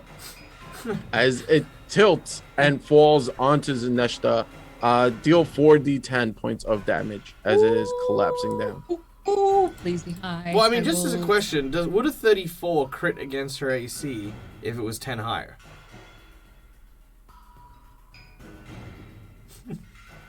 No. Damn. Okay, fine. That's not bad. 21 damage. Yeah. All right.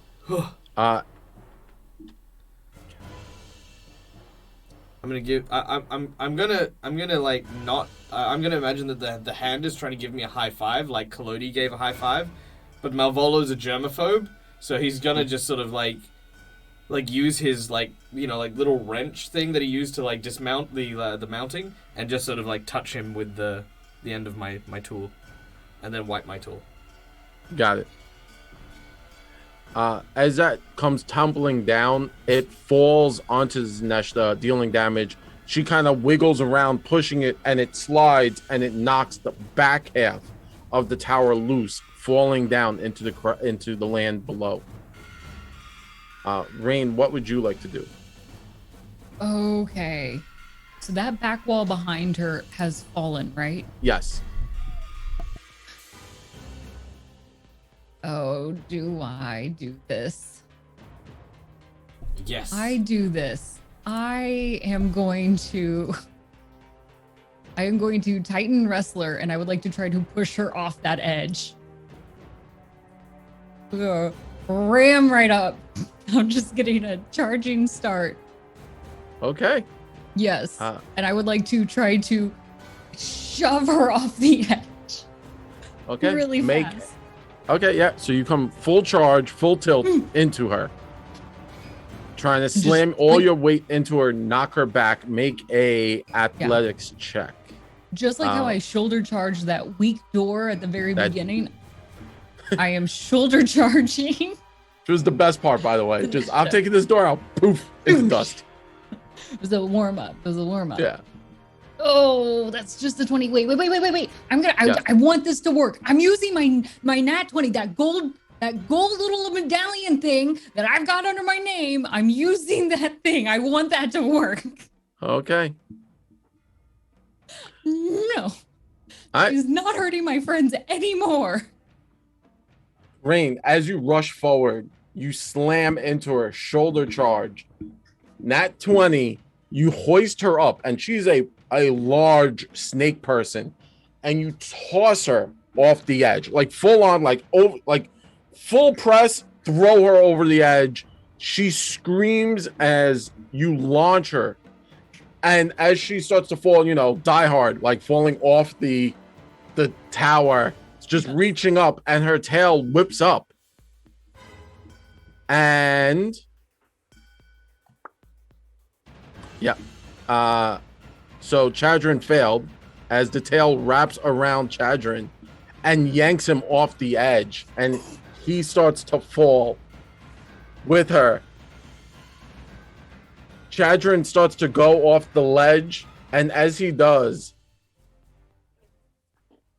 Cassandra's runic symbol lights up, and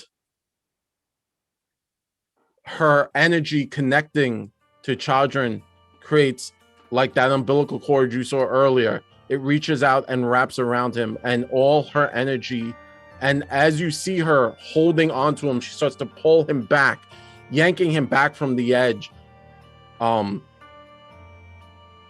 As she's doing that, she starts to get older and older as the curse of her starts to take over, and she gets older and older, and she pulls him up as the spirits come to her side, her ancestors all helping her. And Chadrin gets onto the edge. Rain, you reach out, you pull him up, and he's finally stopped. And Cassandra, that energy fades from your body. Your hair, normally that beautiful kind of like honey white, has now turned stark bone white, as the curse is a major curse upon you. So you look like the Grim Reaper at this point, just all sunken old lady.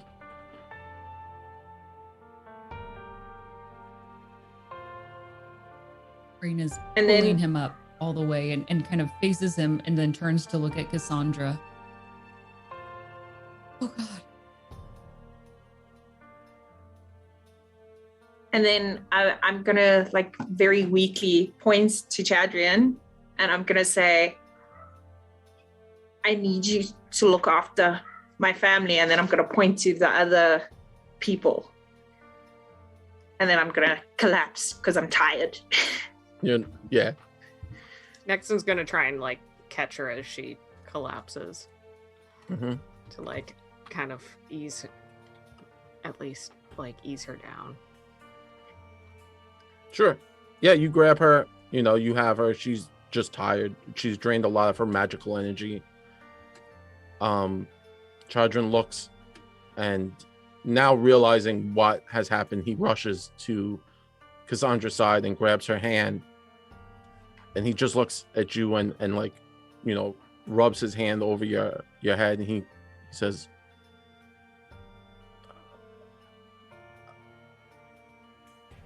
I don't know who you are, but I feel connected with you. Thank you. And he holds your hand and he says, Aunt, with a question mark.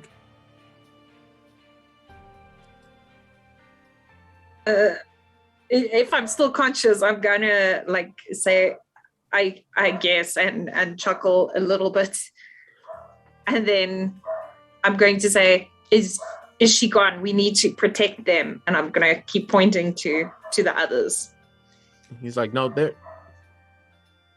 she's gone, and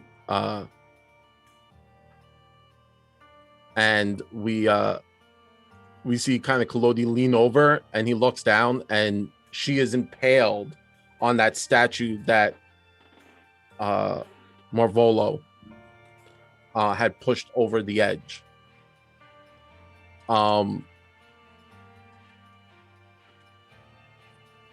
And you could see that he's like worried about you, and he's holding your hand, and you can feel his energy, and he calls out to the gods again, and he pushes himself, and he himself has that same thing where he withers a little bit, and he gives you life energy, and you kind of feel yourself growing and getting stronger. And he's like, he looks at you, Nexon, and he kind of grabs Cassandra and he holds her as if a mother holding a child. And he's like, let's go. And he starts to walk down the stairs, and then he gets on that elevator thing.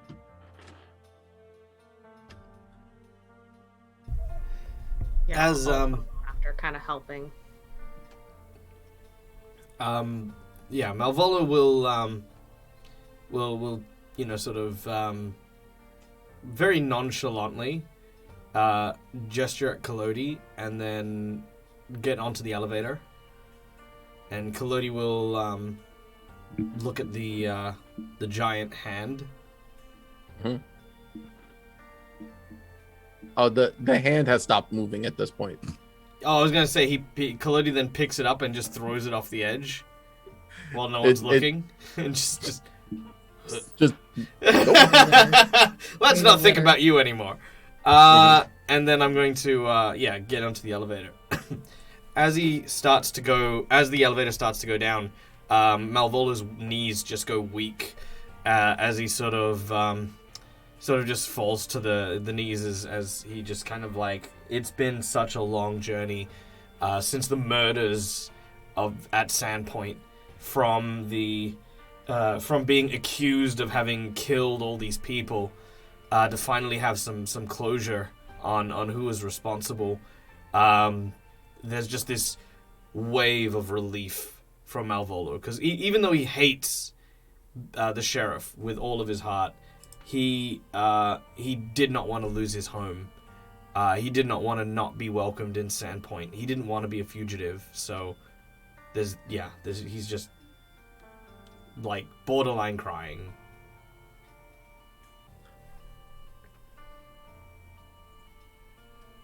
Rain will be the last onto that elevator. Cassandra, are you going to be okay?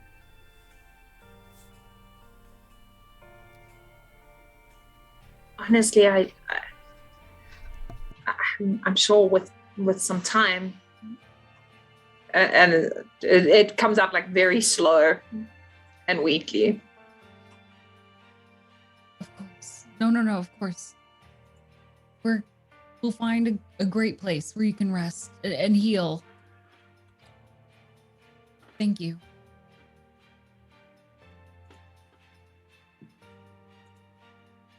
And then I'm gonna say thank you, and then I'm gonna look at everyone on the lift, and I'm gonna say, you're all my family, you know that.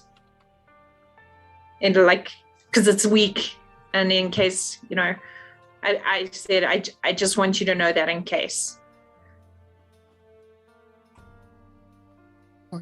Of course. No, we're all family. The best family I've had.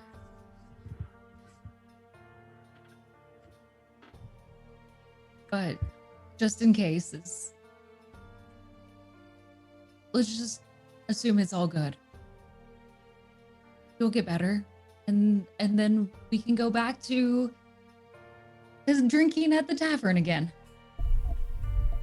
Yes. And then you can hear she's putting on a brave sound, but she's like, everyone to the Rusty Dragon. Right. Yes, we'll go drinking there.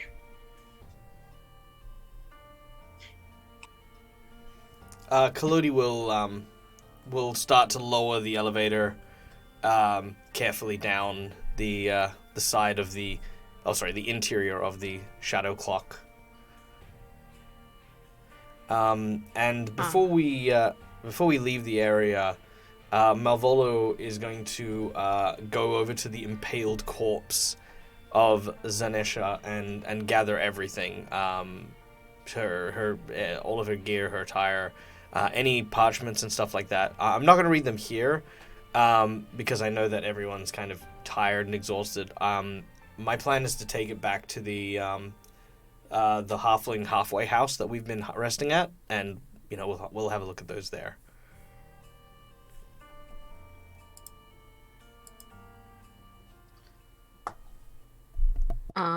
Nexon's gonna pull out a scarf type thing that she's been making for Cassandra that has like flowers and stuff like that stitched on it, and just kind of like wrap it around her in a bit of a comfort. I was like, well, hopefully this will keep you warm and comfortable as you're recovering. Yes, as I'm recovering, it'll keep me warm. And then, like, I smile, but towards Nixon, but then I turn into Chadrian's chest, and then I wince, and I feel like, yeah, it's one of those. I'm doing it for them, but I feel cold.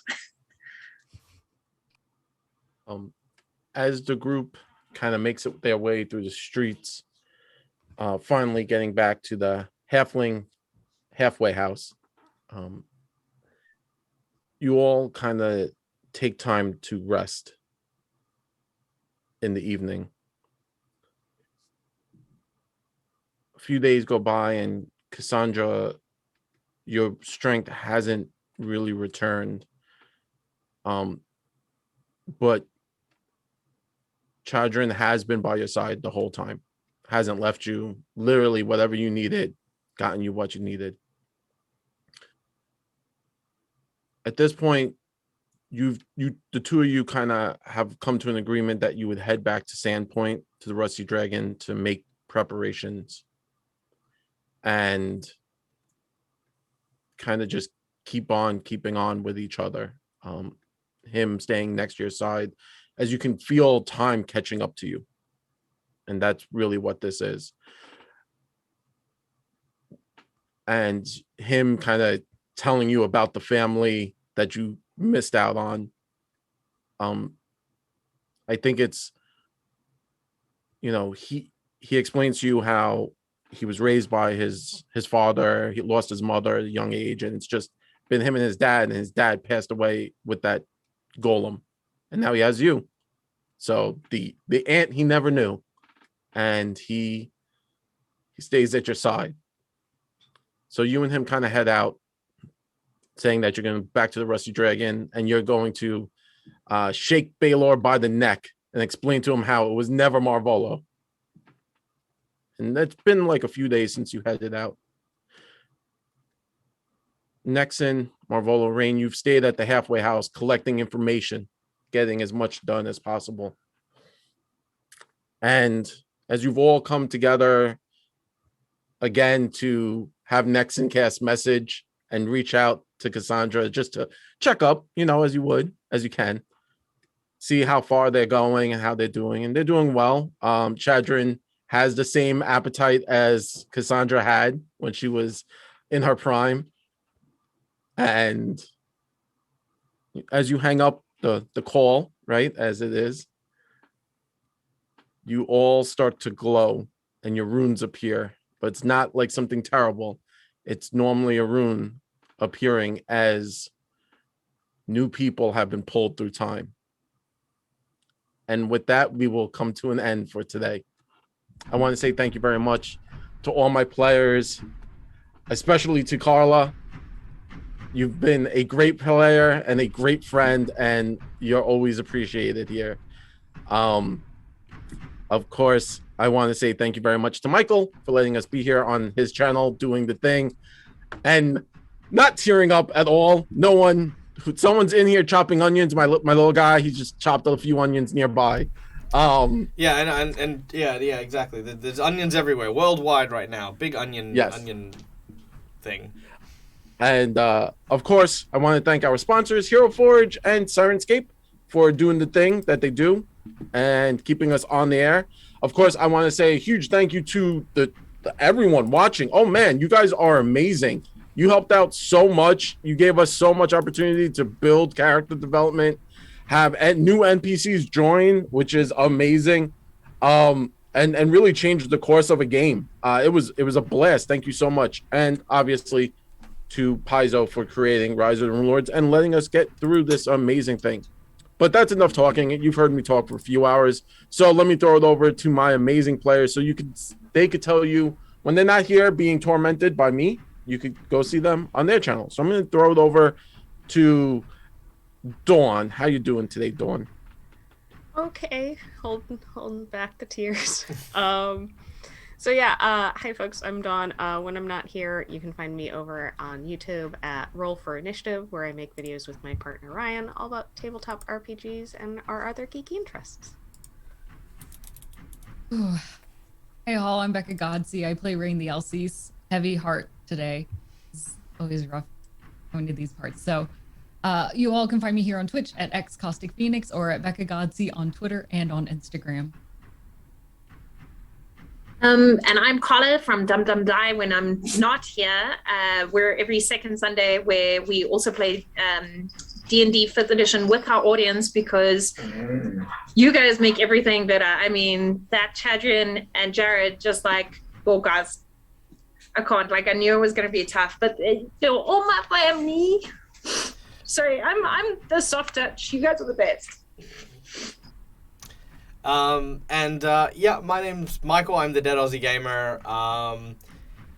Yeah, wow. Every time we play these kind of games, it's so important to remember like just how impactful, these sort of games can become. As I think it's said well by everyone, a game played by yourself is a game that's no fun. Having these wonderful and amazing individuals be a part of this adventure has been just a true blessing to my channel and to me as a human being. I don't have anything I would rather do in the world than be with these people and do what we are doing right now. It is a shame that we will be saying farewell to the delightful Carla for the time being, but it is only ever for the time being, because as some of you have known over the years, Carla was actually one of the very, very first role players I ever fell in love with as a audience member, due to her time spent on the Bacon Battalion. It was such a pleasure getting to play with you like in person and actually doing this. It literally, in the same vein that I have had goals in my life of like, role playing with amazing people like Guy and Janet and stuff, having to be a player on a table with you has always been like almost number one. Like it's been just one of those things. So I'm truly appreciative of you spending your time and going through this adventure with Cassandra, with all of us. So thank you so much for, deeply from me and everyone. All right, there we go. So there is one more shout out, of course, and that comes to Jared. And now we have reached the end of this book, so I want to say thank you to Jared for all of the hard work and effort he has done to get us this far. But the ride is not over. There is still more, but I'll let Jared do his piece before we come into current affairs. Yeah. Thank you, Michael. Thank you, everyone watching. You could find me when I'm not here doing the podcast thing and live streaming on Wednesdays, 8 p.m. Eastern Standard Time, on my channel NVNG here on Twitch, or you come to my website nvngpodcast.com and catch up with us, hang out with us. Super I don't even know the emotions. By the way, I don't know if anyone's been in the Zoom calls, but when a person talks, my camera shifts directly to them. So when I'm talking to you, I'm talking to you. So I'm talking to Carla, and Carla's getting all teary-eyed, and I'm like, I'm about to cry. I'm like, yo, this is gonna be a mess in like 30 seconds. So I kept looking away because I was like, I can't. I just can't right now. Yeah. Carla, you're the best. All the love. I'm so glad because of, you're moving up. So I'm so happy to have gotten this chance to play with you and to become friends with you. So thank you very much for that privilege. And that's it. that's it for me. I'm gonna stop talking now. All right, so we have a few extra things here now, guys.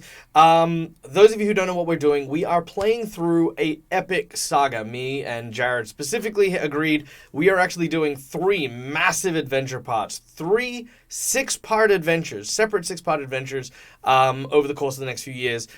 This is Rise of the Runelords, the first part of that adventure, and we have just concluded Book 2, leading us now into Book 3, which is going to be starting in 2 weeks. So we are actually taking a quick break just to kind of recharge, replenish.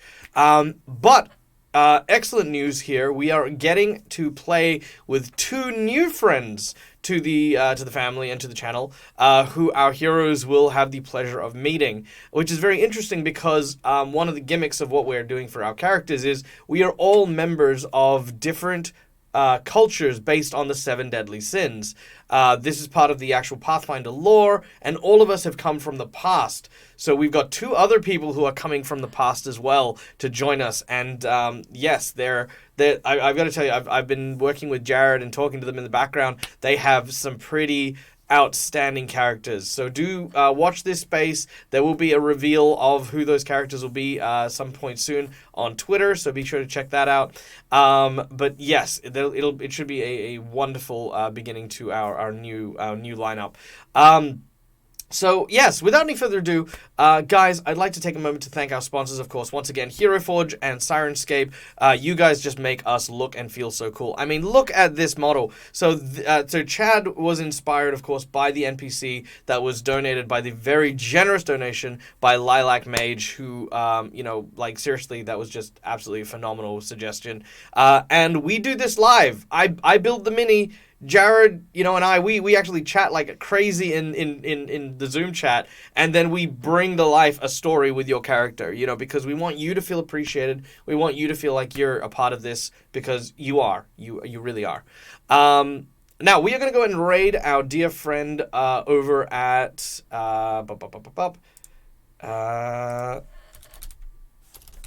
Mendari. There we go. So we are going to go and raid Mendari, who is a wonderful world builder and D&D player. She was one of the phenomenal people who helped out with the Starlight stuff by raiding the channel and sharing some love. So we're going to return that love right back. So do be sure to give her a follow. Do be sure to throw in all of the raid emotes, because as you know, if you're part of this channel, then you are part of the Dead Aussie Gamer Horde. And when we raid channels, we unleash the Horde. So thank you once again to my wonderful players, to my sponsors, Hero Forge, Sirenscape, Fantasy Grounds, and of course Paizo. And guys, until we meet again in 2 weeks, game hard or die trying. Good night, everyone.